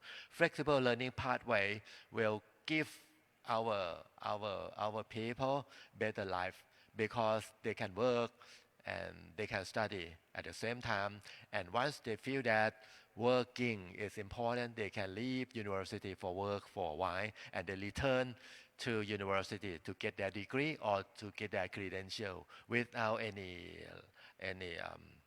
uncomfortable feeling. The second one is that right now, university is not the only place in this world to provide learning outcome. Right now, everywhere, including in this place, that we can get new learning outcome. In Thailand, we have so many type of industry, so many kind of professional, and people who are professional in that industry, in that business, can also do something we have done in our university. They can also induce new learning outcome to our graduates. In our traditional system, we have work integrated learning. You all know that, and we convert the word, the technical term, work integrated learning, that is well understand all over the world, to something special that is only understand among ourselves. CWIE, corporate working integrated education, something, I don't know. But we are good at creating something that the world cannot understand, and we apply of it from WIL to CWIE. We apply on that. So once we acknowledge that learning outcome can be available, can be provided, can be given from any sector of this country, even or however more than that, even from other country, other part of the world, even near the border. We also have some learning outcome from border conflict actually. So university have to starting to recognize prior learning, RPL. This means that every learning outcome our student gain from anywhere, if they can verify that they really have that learning outcome. So we have to accredit. We have to year of study in the 4-year undergrad program. You can substitute that 3 year of study with RPL from your recognition of prior learning. Your student get the learning outcome somewhere else. Oh, this kind of very challenging number, you know. In other ASEAN country, they do not give you this. You can 3 year from 4 year, you can let your student get your learning outcome outside your university. The question is how effective you can use this criteria, you can use this permission to enhance your student learning outcome in an effective way, I hope. And to make university become center for innovation and lifelong learning, sure, the solution from university have to be demand-driven training. I mean, you have to work closely with industry, you have to work closely with your community, not industry. CWIE is actually about industry, maybe a bit about relation with the business sector, but some of you come from university that has been created, has been established for supporting your community, similar to the American system, land-grant university. So demand-driven doesn't mean that you talk to industry only. You may have to talk to your community, your society. University also have to support that. It may be some kind of work-integrated learning that can support your community. Some guys may call it service learning. Service learning may be your alternative choice. So there is one, let's say, alternative credential concept that may effectively support our attempt to provide flexible learning pathway, RPL, and demand-driven training in university. Rather than spending 4 years for macro credential, a degree, in this world, in this economic situation, it may be better if university can offer some evidence that your student can work, even they are still study. The concept of micro-credential from UNESCO has been known for a long time. In American, MIT and a number of universities have joined together to develop a micro-credential program, and UNESCO plan to have mechanism to have mutual recognition among university participating in a joint micro-credential program, but they target that this work will complete around 2030, 5 years in the future. So it is a good time, it is a best time for you to start thinking about micro-credential. Micro-credential is not traditional training you have done in your university. It's kind of training that you can ensure learning outcome, and you have quality assurance mechanism to ensure that one who passed your training program have learned the promised learning outcome. And also with micro-credential, it can become part of your degree program. Someone call it stackable credential. So according to this slide, if we're talking about micro-credential, it should be something that will fit with the competency. Student, or may preferable term is learner, can once learner have this micro-credential, they have competency to do something meaningful. Training may be about, let's say, yoga practice, but if it become micro-credential, it should be something like, with yoga practice, you can improve your health, or you can tell someone else about using yoga or practicing yoga to improve their health or to improve community health problem, something like that. It incorporates something meaningful into the competency that that is recognized from that micro credentials. This means that your micro credentials supposed to be work together with your community, your industry, and your business partner. And anyone who have just enjoyed my session, please don't worry too much about copying or photo this slide.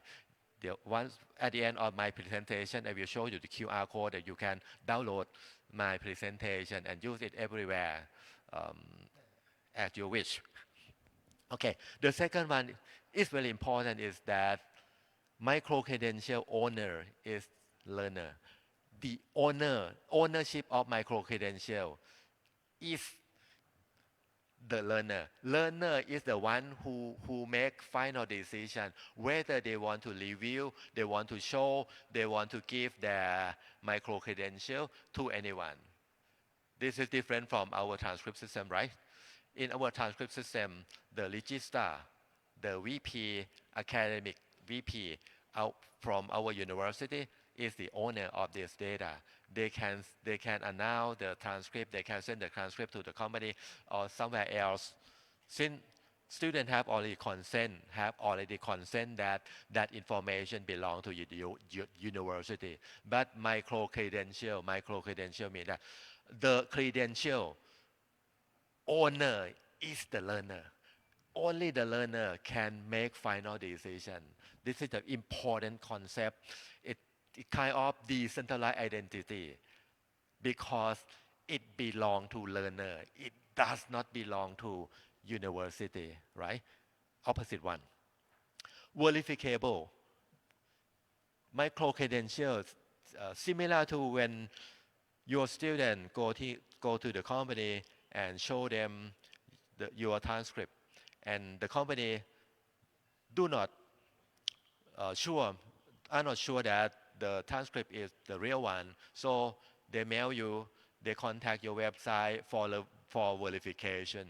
Micro-credential also need to be verification in another way, in another simple way. Let me tell you later about that. So micro-credential support RPL. Micro-credential support demand-driven training. And the most important one is that micro-credential can become stackable credential, part of your degree program. So micro-credential support flexible learning pathway, you see? But let me tell you honestly from my heart that I do not want the ministry or any regulator to move to directly regulate the micro-credential program in your university. Again, if for the degree program, you need approval from the ministry, you need final approval, right? In some certain way from the ministry. But for micro-credential, I do not support any kind of attempt to directly regulate the micro-credential program. You know why? Right now, with just thousands of program available, a degree program available in Thailand, you understand the situation, right? How much time you need, how much time you have to wait before you get approval on your program. So imagine, micro-credential is not thousand, 10,000 program. Imagine what will happen if someone try to regulate it by using the same way they have done with our degree program. We will not move, we cannot move fast enough to solve our problem with this kind. But again, this slide will show you the difference between lifelong education that university should do comparing to lifelong education that vocational or any professional training institution should support for Thai society. Please join me to do only higher education, lifelong learning. Please do not move down to vocational, lifelong learning. other people, other group of organizations have done it effectively in this country. We need higher level, higher critical thinking, higher analytic skill for our people, and that's the job of university, not the simple one.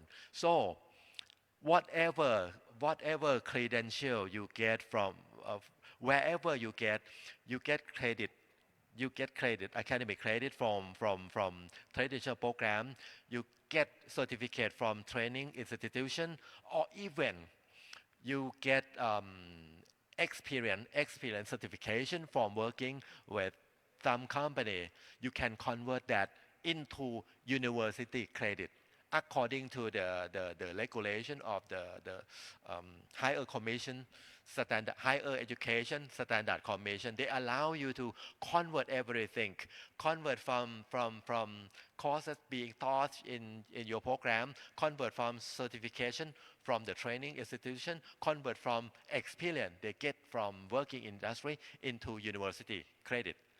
But I ask you, in addition to university credit, that doesn't tell you exactly what learning outcome your student get, except that that guy have to go through your program specification and search for this subject, this course, offer what kind of learning outcome. So what should it be better if you can provide micro-credential evidence that from studying, let's say, from studying economic, your student have the following learning outcome.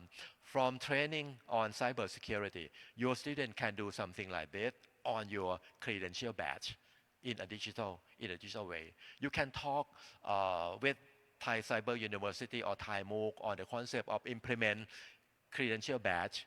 If you still do not know how to do it, or if you don't have enough facility to do that, you can join with Thai Cyber University, KNET, or Thai MOOC about implementation of credential badge in a digital version for your student or for your program.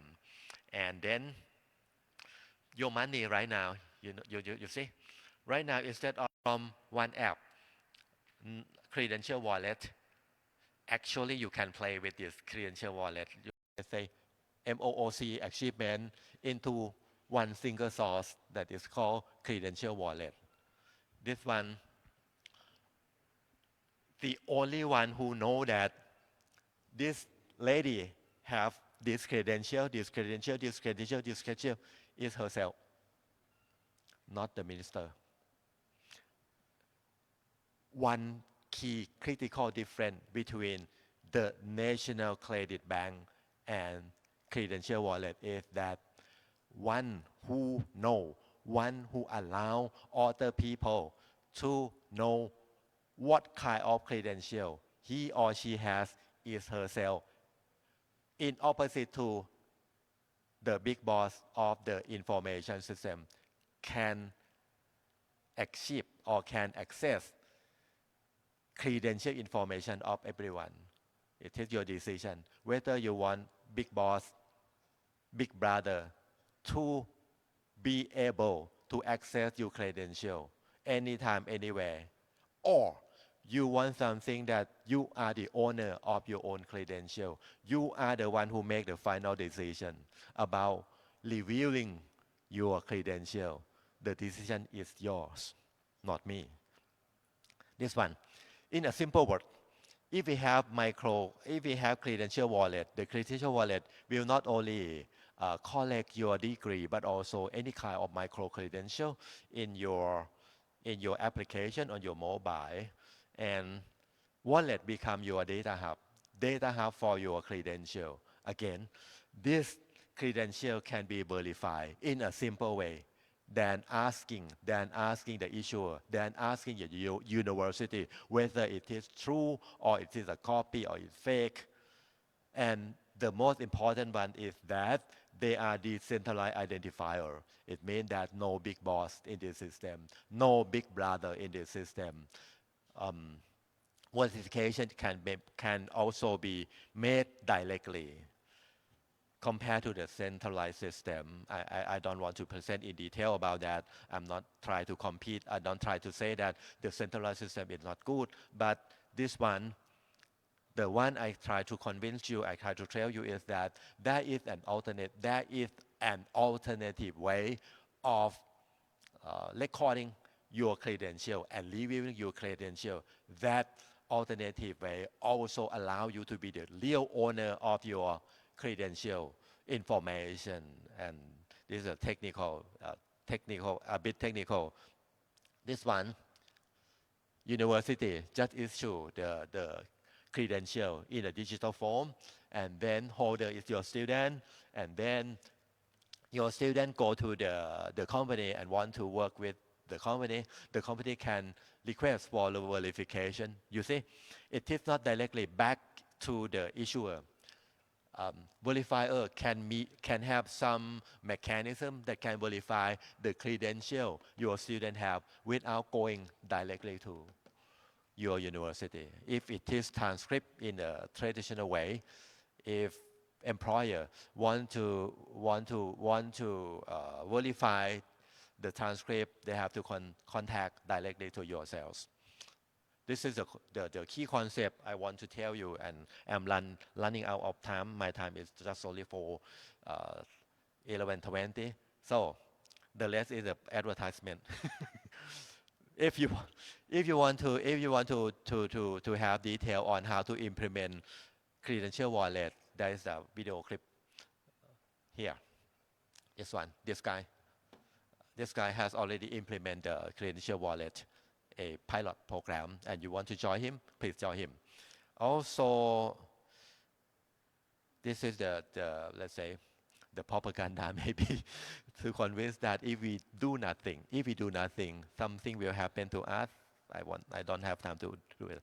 This is a let's say advertisement.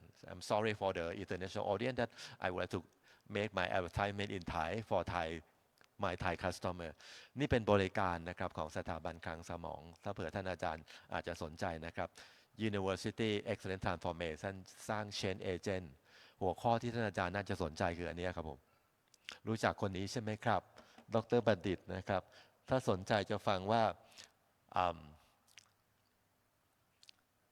transformation คือจะทำเรื่องของไอตัว teaching learning transformation เนี่ยต้องทำไงบ้างและอยากเรียนกับตัวจริงเนี่ยก็ลงทะเบียนได้นะครับมันเป็นโครงการที่ได้ตังค์จากรัฐบาลเพราะมันเป็นทุนการศึกษาถ้าท่านได้รับคัดเลือกท่านก็จะได้เข้าเรียนไม่เสียตังค์เลยนะครับอีกอันหนึ่งที่ขออนุญาตโฆษณาหน่อยขออนุญาตเจ้าภาพนิดหน่อยครับอันนี้ก็พรีเมียมเทรนนิ่งอันนี้แพงหน่อยนี่เสียตังค์แน่นอนนะครับอีกอันหนึ่งอันนี้ง่ายมากนะครับเป็น knowledge disseminations ที่สถาบันคลังสมองก็ทำเป็นไอตัวอะไรไงsocial network broadcasting เนี่ยนะครับ YouTube Facebook แล้วก็ตัวเว็บไซต์เนี่ยนะครับคลังสมองคลังปัญญาสยามเอาความรู้ที่มีอยู่ในมหาลัยเนี่ยนะครับจากหลากหลายอายุเลยนะครับเอามาคุยให้ฟังถ้าสนใจก็ติดต่อได้นะครับก็ขอบพระคุณที่อุตส่าห์ฟังนะครับแล้วก็ขออภัยที่ติดโฆษณาไปนิดนึงนะครับเพื่อประโยชน์นี่เป็นโครงการพิเศษถ้าท่านสนใจ Micro Credential และอยากร่วมมือกันทำนะครับถ้าคุยกันก็ได้หรืออยู่ที่นี่นะครับคุยกับท่านผอ.ไทยไซเบอร์ก็ได้ผอ.ไทยมูก็ได้นะครับเรากำลังพยายามจะทำไทย Higher Education Credential Wallet ให้คนดูเป็นตัวอย่างแล้วตอนนี้ไพลอตอยู่ในมือละอาจารย์คนตะเกียฮะเขาประเภทเป็นไงอยากทำก็เลยทำอีก2อันเนี่ยนะครับประเทศไทยเจอ Emergency เยอะเหลือเกินแต่ว่า Gen 8ของเราเนี่ยยังไม่ได้ผลิตบัณฑิตเราเนี่ยนะครับให้เป็นผู้นำชุมชนในเรื่องการรับมือ Emergency สารพัดอยากจะกำลังขับเคลื่อนเรื่องนี้อยู่ตัวสุดท้ายนะครับกำลังคุยกับท่านอาจารย์ที่แต่งหนังสือเล่มนี้ฮะที่อยู่ข้างหลังเนี่ยนะครับท่านอาจารย์ลาเมศอยู่ที่ Oklahoma State University อาจารย์เก่งมากด้านเนี่ยฮะ Business Intelligence กับ Data Analytics อยากจะทำเรื่องนี้ร่วมกับท่านอาจารย์แล้วก็ร่วมกับพวกเราในมหาลัยนะครับแต่ว่าตอนแรกก็จะได้ตังค์จาก USAID ทำไปประมาณชิบหายประธานาธิบดีเขาเอา USAID ไปแล้วใช่ไหมครับแล้วก็นี่ก็สงครามโทษทีนี่ก็อะไรมีปัญหาเรื่องนู้นเรื่องนี้ตามไปนะครับยากจริงๆถ้าท่านอาจารย์อยากจะทำเรื่องนี้เนี่ยนะครับสนใจเรื่อง Business Intelligence กับ Analytics และอยากจะทำที่มหาลัยอาจารย์นะครับคุยกันได้นะครับขอบพระคุณดีกว่านะครับ Thank you so much for your participation. Thank you so much, Professor Bawon. It's always pleasing listening to your talk and the vision of Thailand to put all the jigsaw pieces together to make our education better. And well, with this, Professor, there is a question waiting for you as well, sir, on the Padlet board. Ladies and gentlemen, please allow me to help him a little bit. CWIE refer to cooperative and work integrated education. It means students earn while they learn. Okay, well, thank you so much, Krab. Ladies and gentlemen, our day is not ended yet.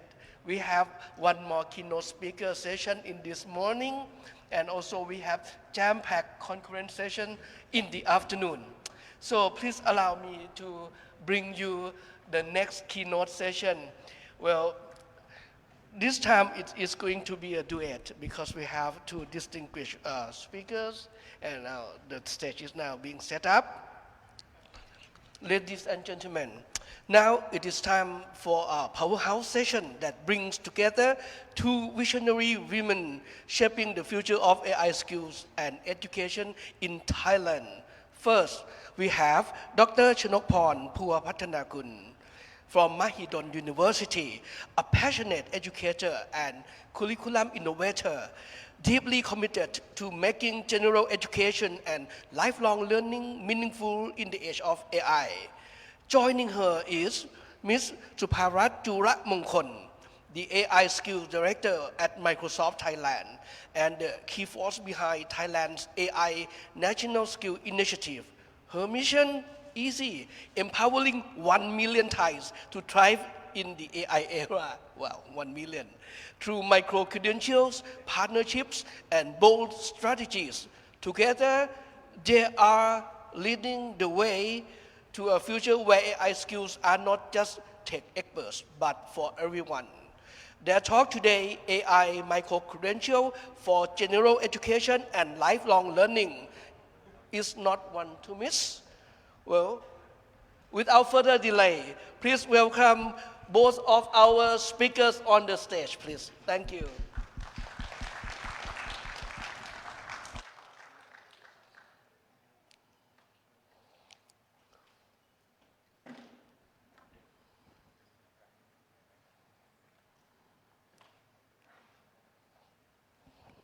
Good morning, everyone. My name is Suparat. I'm the AI Skill Director for Microsoft Thailand. Very pleased to meet you, and thank you so much for TCU and Thai MOOC professor and the team inviting me to be here and with you all today. Actually, as mentioning, for this session, there are two presenters, myself as well as Ajahn May. So my session will be early and later will be Ajahn May. So for me, I would like to provide you information regarding AI, which related to the employment, as we have the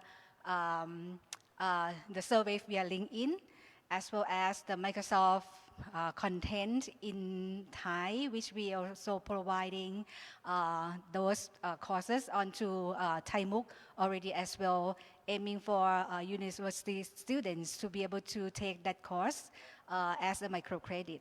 So later on, Ajahn May will continue further path regarding the microcredit itself. For setting up this thing, I would like to presenting my session.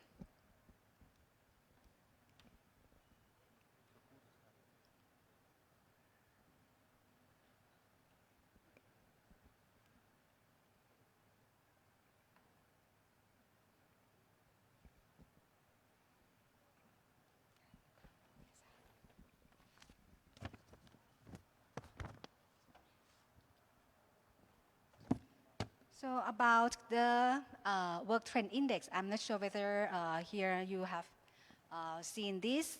For Microsoft and LinkedIn has working together for the work change report this year 2025, saying that last year on 2024 was a year marked by persistent economic situation and which left sluggish jobs market with low hiring and increased competition. AI add complexity to the mix, with professionals and organizations having to adapt the change of AI while steering at work. In spite of this shift, professionals are pushing through. Now, nearly 3 out of 5 professionals globally looking for a new job in 2025. And as AI continue to come to work, professional and business must contend with this change and embrace it as they navigate what's next. Working is changing, and AI is accelerating the shift. Professionals entering the workforce today are on pace to hold twice as many jobs over their career compared to 15 years ago. AI adoption is expanding boundary of roles, enabling productivity, task rotation, and innovation. This is driving demand for adaptive talent, especially professionals who combine technical expertise with strong human skill.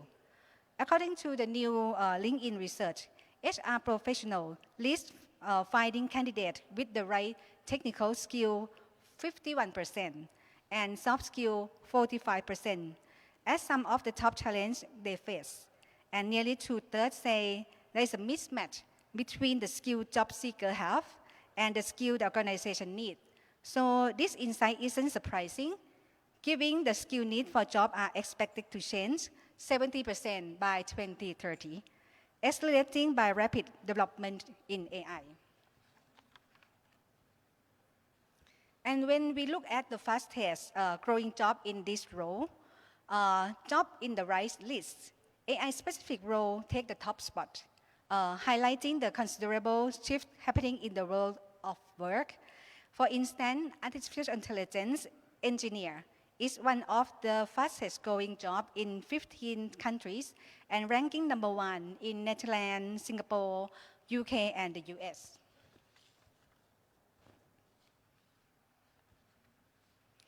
And AI creates opportunity and drive innovation. So with AI growing presence in work, we're starting to see it spread quickly regardless of geography, with the percentage of members who have added AI skill into their LinkedIn profile increasing 20 times globally since 2016 from the albeit small starting point. What's more, we see the impact of AI spreading beyond tech people, with the share of AI skill members rising across the range of industry. Even in education, the industry adopting AI is lowest. The share of AI skill members is up to 14 times over the last 8 years. And the financial service, the industrial where the rise has been fastest, has 40 times the share of AI skill members versus in 2016. So beyond boosting productivity, AI holds the potential to drive business growth and inspire innovation. So in fact, 88% of C-suite executives view accelerating AI adoption as a priority, and 80% believe it will foster more innovative workplace culture.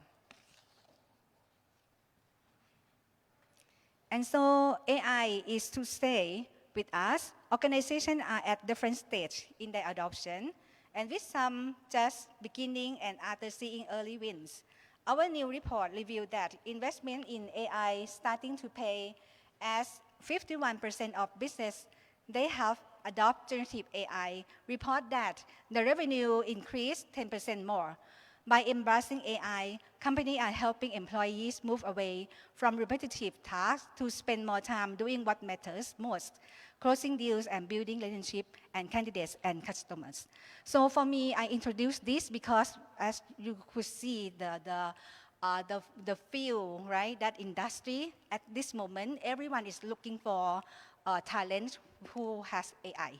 So for the study, AI could be inserted into the major stream of the education. However, AI also can be inserted into the micro-credential as well. So that's why for Microsoft, we have the very big goal in helping Thai people, about 1 million, to adopting AI by providing a lot of courses.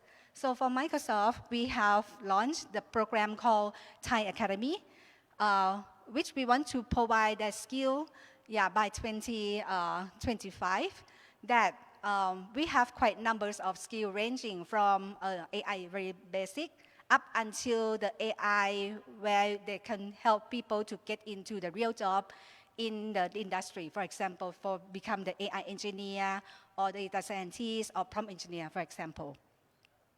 I would like to featuring these partnerships for Microsoft, which we have with all Thai organizations, Ministry of Higher Education, as well as Thai MOOC, also Ministry of Education, and so on, also our partners, to help together synergizing our strategy to help everyone to become AI user or AI fluencing using that.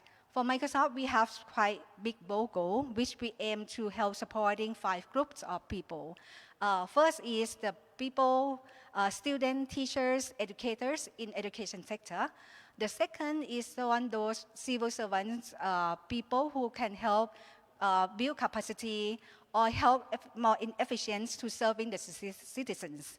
The third is for helping the community in those grassroots across the country to adopting AI for themselves to be able to keep selling things or help improving their daily life. Or even the industry. We also help supporting industry, especially for those SME, SMB. So for them to be able to adopting AI to help them improve their competitiveness.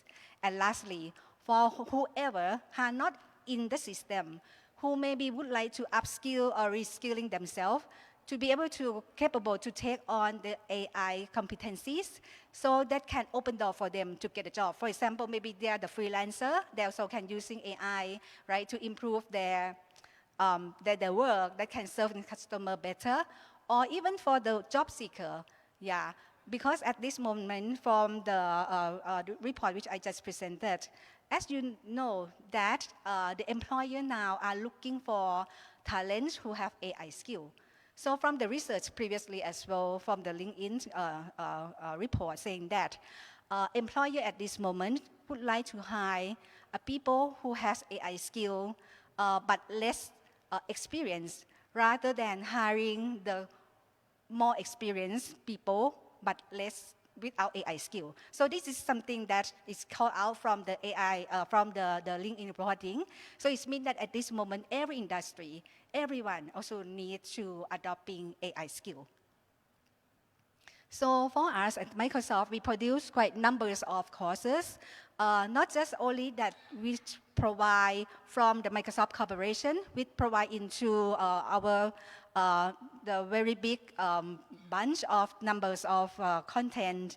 But in Thailand ourselves, we also localizing quite numbers. We localizing a lot more, is about almost 200 courses into Thai, as well as we also developing some courses in Thailand as well.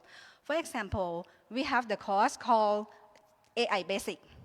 The AI Basic starts for any people who has very minimum AI knowledge. Is talk to people about how machine learning is working, what is natural language processing, and if you want to prompt, how to feed, how to construct the prompt, as well as how to use it ethically as well. Or even if they want to use AI at their work, we also teaching them on how to start using Microsoft Copilot, which is we have ChatGPT as the back end, to start prompting for text generation, or creating some projects, or translating documents, or any of producing images, right, or producing the video. So with that basic generative AI, also can help every AI user to become more productive. We also have more course from basic up until what I have said, let them become more in professional. So if someone would like to go into computer science field, they would like to become the AI engineer, they would like to become AI analyst, Microsoft also have a course that we localize in Thai as well, in certain number of hours, not just only like very fundamental, but it would help them to be equipped. And we understand that Thai people, especially those Thai students, just don't want to read. So we hire influencer in technology to talk about the AI in their daily life as well as to recommend them into the course which we have in our standard portal. That will make them more understanding before they get into the course, the standard course which Microsoft has. And after they completing those courses, they will also receiving some credential badge, as well as some certification of completion as well. And at this moment, for Microsoft, as I said, we work a lot with multiple stakeholders, especially with the government and also the Ministry of Higher Education. So we partner with Thai MOOC, we partner with the government, creating the pool of micro-credential that aligning to the government standard.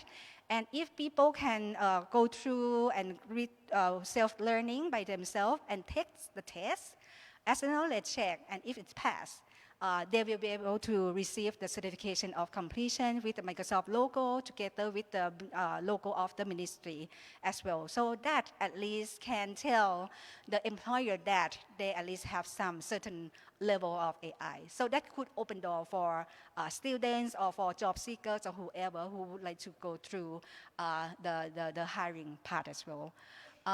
There's a lot of, okay, maybe I go through a little bit through the site which locating Microsoft all these courses. And actually at this moment, all of these courses already, numbers of them already up onto Thai MOOC already as well.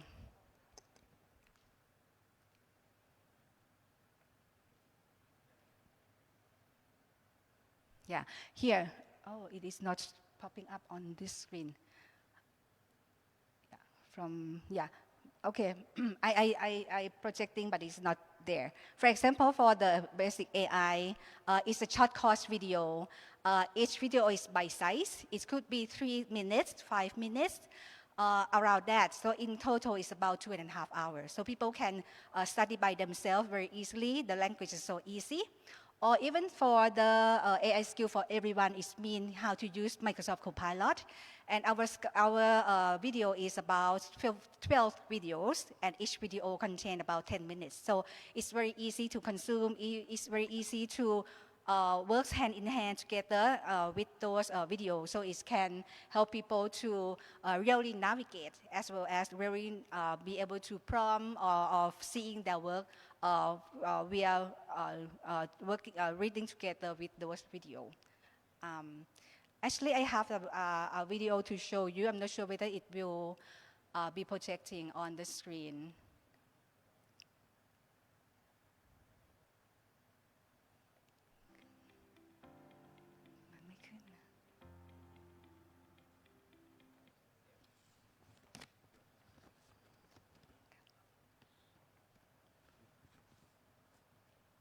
I have a video, about 3 minutes video to showing you.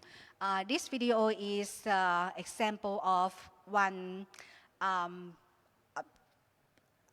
people who are not in the development system, but they take class, the Microsoft class, with quite numbers of credentials. And before that, they are finding job, which is very hard. But after they can take the courses of those Microsoft courses and also pass the test, they can be hired with quite numbers of good company. And now he become developer.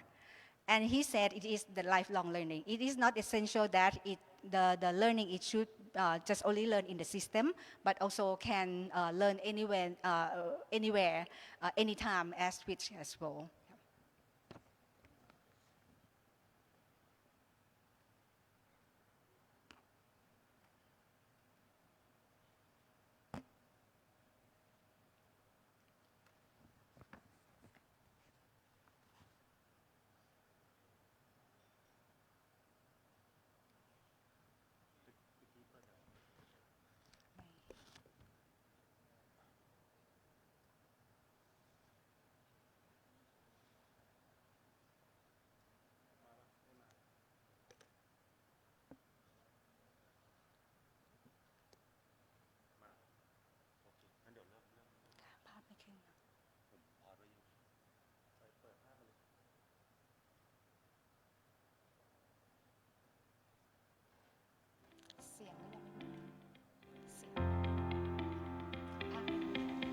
ผมชื่อวิวัฒน์สาธรสวัสดิ์ครับชื่อเล่นชื่อว่าเบนซ์ครับ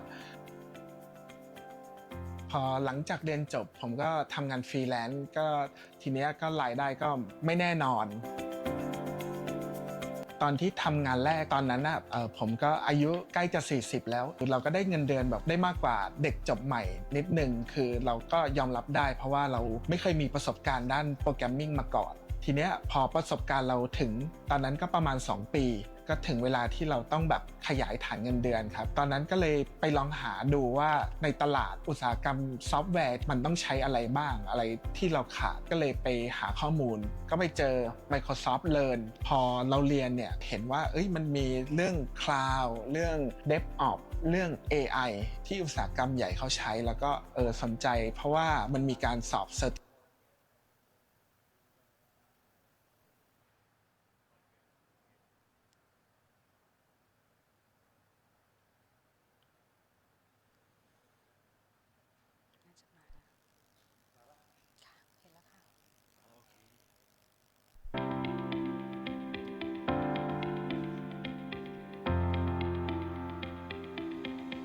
ผมชื่อวิวัฒน์สาธรสวัสดิ์ครับชื่อเล่นชื่อว่าเบนซ์ครับพอหลังจากเรียนจบผมก็ทำงานฟรีแลนซ์ก็ทีเนี้ยก็รายได้ก็ไม่แน่นอน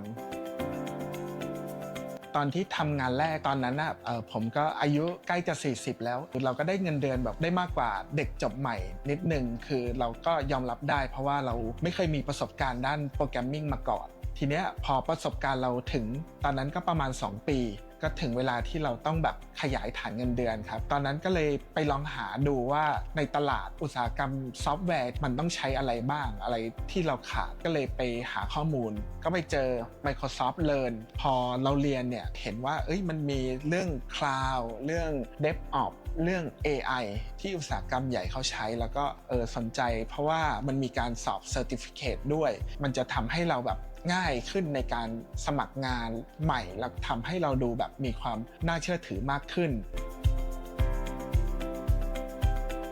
วิสัยทัศน์ของโรงเรียนนะคะเราต้องการพัฒนานวัตกรรมการเรียนการสอนของเราด้วย AI ค่ะเรามีความมั่นใจว่า AI จะช่วยทำให้เราเนี่ยสามารถพัฒนาผู้เรียนพัฒนาทั้งการเรียนการสอนของประเทศของเราหรือว่าแม้แต่ในเรื่องของคุณครูนะคะจะช่วยส่งเสริมให้ผู้เรียนของเราเนี่ยได้ก้าวสู่ AI economy ได้ในอนาคตข้างหน้าค่ะจากเมื่อก่อนนะคะที่ใช้เวลาในการทำสื่อการเรียนการสอนเพื่อไปสอนเด็กแล้วก็ทำแบบฝึกหัดเนี่ยจะใช้เวลาประมาณ 2-3 ชั่วโมงเลยแต่พอมี AI เข้ามาแล้วเนี่ยตอนนี้ใช้เวลาประมาณ30 นาทีก็จะได้เนื้อหาที่พร้อมที่จะไปสอนเด็กแล้วค่ะแต่ถ้าเป็นในเรื่องการเรียนการสอนเด็กเนี่ยก็จะใช้ในเรื่องของแท็กวิศวกรรมค่ะก็คือเด็กจะใช้ในการ generate code เบื้องต้นเพื่อใช้ในการทำโปรเจกต์ต่างๆของเด็กหรือใช้ AI ในการค้นหาแล้วก็ช่วยตอบคำถามต่างๆตอนนี้ผมทำงานเป็นtechnical analysis แล้วก็เป็น software engineer ชีวิตตอนที่เป็นฟรีแลนซ์กับปัจจุบันนะครับรายได้ก็ดีแล้วก็มั่นคงมากขึ้นในฐานะที่เป็นสมาคมอุตสาหกรรมซอฟต์แวร์เราก็ให้การสนับสนุนกับหน่วยงานรัฐเอกชนสถาบันการศึกษาเพื่อให้การที่จะเอา AI มาต่อยอดเนาะเพื่อให้ประเทศไทยนะมีความสามารถในการแข่งขันได้ดีขึ้นนะครับสำหรับงาน Community นะครับเป็นอาสาสมัครทำ Barcamp Sport Asia Open Tech Summit ก็ไปเป็นวิทยากรช่วยแนะนำสายงานทางด้าน IT ครับแล้วก็น้องๆหลายคนที่เขาประสบความสำเร็จในการเปลี่ยนสายงานเขาก็ยังติดต่อช่วยเหลือกันก็รู้สึกภูมิใจครับที่ได้เปลี่ยนมาสายงานนี้เราก็ได้มีส่วนร่วมในการพัฒนาชีวิตผู้คนให้ดีขึ้นได้เจอพบปะเพื่อนใหม่ๆได้แลกเปลี่ยนความรู้ได้ประสบการณ์มากขึ้นแล้วก็ได้ใช้ชีวิตด้วยเหมือนเปิดโลกไปอยู่อีกโลกหนึ่งครับ Microsoft Learn เรียนที่ไหนก็ได้ครับเปลี่ยนชีวิตผมไปเลย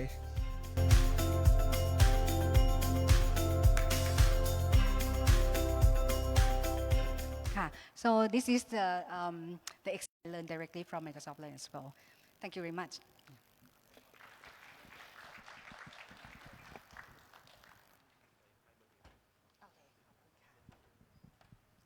So thank you, Kun Myung, for providing us very useful information. Dr. Chanokporn Phopathanakul, you can call me May. I'm from Mahidol University, Thailand. And I'm work in traditional side in our university. So since it is called traditional, that means there are some structures that already designed before. For example, we need to meet the criteria of duration, we need to meet the criteria of course learning outcomes, and also maybe the assessment method that previously designed. So when I try to bring those courses and try to blend those courses into the traditional one, what I face is that I find many unfit puzzles pieces. For example, some learning outcome missing. For example, maybe some teaching method or assessment method doesn't meet our university criteria or our university's standard. So, for example, like I got a lot of courses from Microsoft, which is now on Thai MOOCs, like Kun Suparat has mentioned before.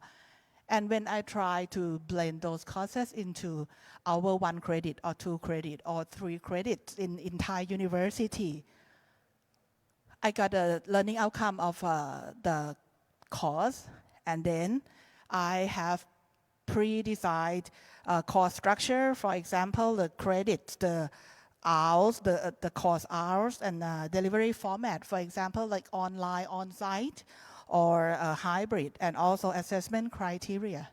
So at Mahidol University, what we have done is that we decide to be more specific. We try to ask our lecturer to identify their expected learning achievement for each, which is actually this is quite normal, right? But for some of instructor, those paper is just paper, so they might not think about it like clearly. So I asked our lecturer, our instructor to rethink and redecide what are they expecting, like what is the expected learning achievement for each course learning outcome in their AI courses or AI related courses in general education. And then when I curate those credentials from Microsoft, maybe from Thai MOOCs, maybe from YouTube, or maybe from other platforms, I work closely with our instructors to find the gap. What is missing? Or maybe the missing pieces, maybe in the learning outcome level, or maybe it's just the missing level of achievement. So what do we need to fulfill?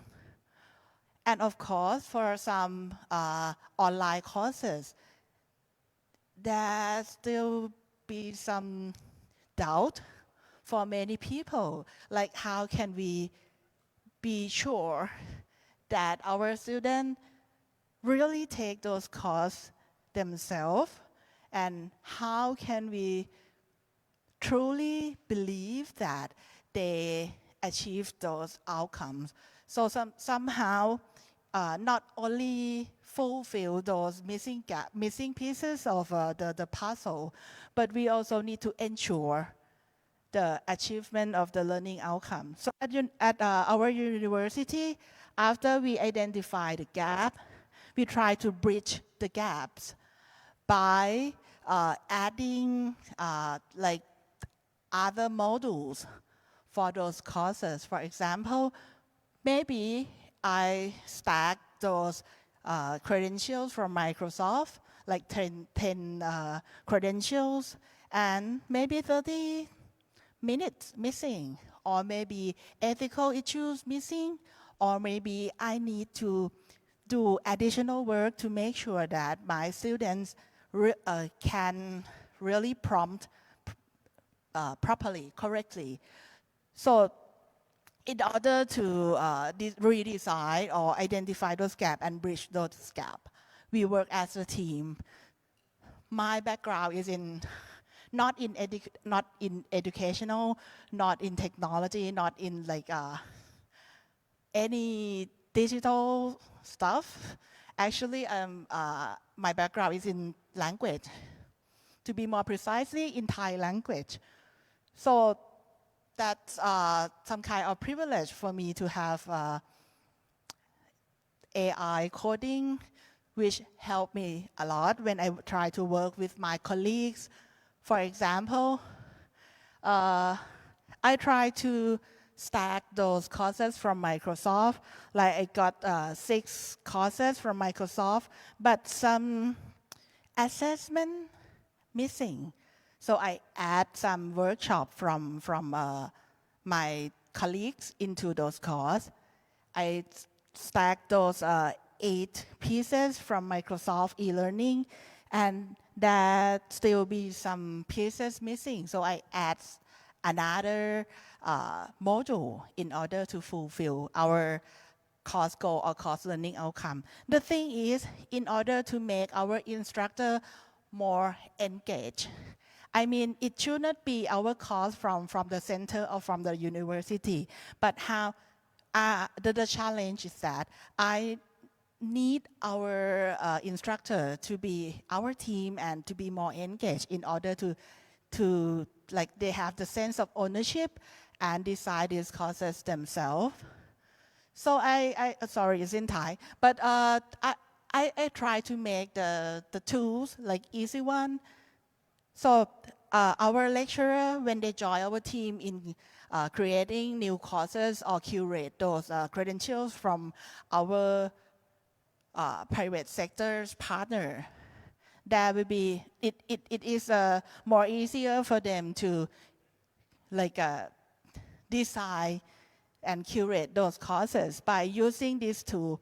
They just need to set the requirements of that course, set the learning outcome, and of course the level of achievement of the learning outcome. So I provide descriptor for each level of the learning outcome achievement. And also they can set the requirement of how they teach, how they assess, how they want to deliver their course, and how they want to grade their student, like pass, fail, or ABC. And then just like that, they will see what is missing, and they can add the new module with the same way of thinking. And when they add the new module, they can set the new module like with time, with learning outcome, with expected learning outcome, and the level of achievement. And then it's calculate.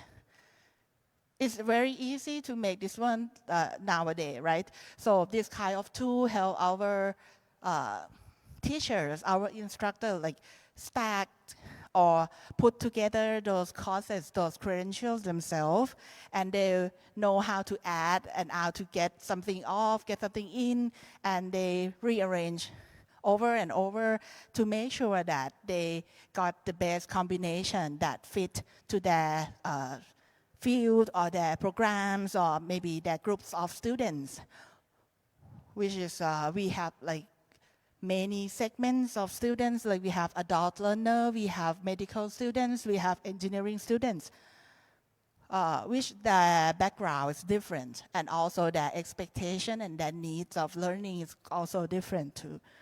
So by using these kind of tools, at Mahidol, not only me, my team can work closer with our instructor to design new general education course, to get new materials and resources from our partners, especially outside university, which I'm quite sure that we know that most private sector, they work faster than us in university, of course.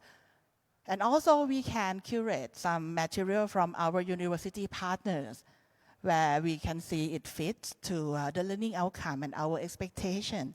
So we can make it more flexible. So traditional, it don't have to be traditional and fixed and concrete anymore. So by working together, like with collaboration and curation and maybe flexibility, we can make our general education course more flexible, more blended, and more related to our students' expectation. And of course, it can be more personalized, more relate to their own field. So that's what I got from our experience working with our partner at Microsoft. So thank you. Thank you very much, Dr. Chanokporn and Kun Supharat, for both of your presentation. And we can now agree that AI education is now becoming accessible not only within university, but also to the broader Thai public. And thanks to the initiatives like Thai Academy by Microsoft. Well, I'm impressed by the general education initiatives. I believe you can be lead example of many institutions in Thailand. So with that, congratulations.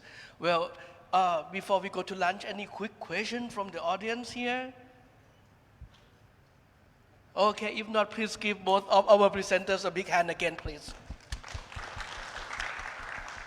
Ladies and gentlemen, I have big announcements.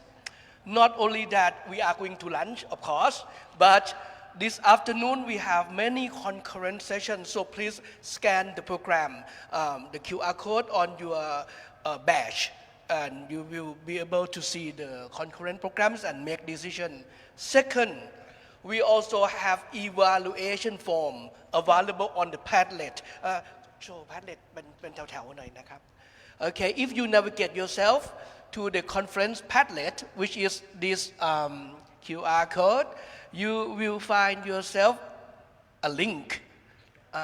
ที่เป็นแถวๆสีแถวครับหน้าแพดเล็ตค่ะกด escape ไปก่อนครับ Okay, there is a link. If you okay เลื่อนอัพขึ้นไปข้างบนครับ announcement อันที่2ครับอันที่แถวที่2ขึ้นไปเลยครับอันไปอันสีเขียวแถวที่2ครับแถวที่2ครับผมอันที่มีการ์ตูนอยู่ครับขึ้นไปเลยครับ Okay, as you can see, that is the green part under the announcement column. Click on that, answer few questions to prove that you are here, and then you will get yourself e-certificate delivered to your email address. Okay, so that would be it. And for the participations who are watching us online, we still have an online live broadcast from the afternoon sessions at the Mayfair A Ballroom, so please stay tuned. And for lunch, the same as yesterday, it's going to be on the 10th floor. Our staff going to escort you. And please bring all the belongings with you because we are going to alter this room very soon. All right, for the keynote sessions, this is the end, but as I said, there is an afternoon session, so please enjoy your time. And on behalf of the host, Thailand Cyber University Project, the AI Association, and also Thai AECT, we sincerely thank you for active participation, and we look forward to meeting with you all again next year. Thank you so much. Thank you and have a good day. สวัสดีครับ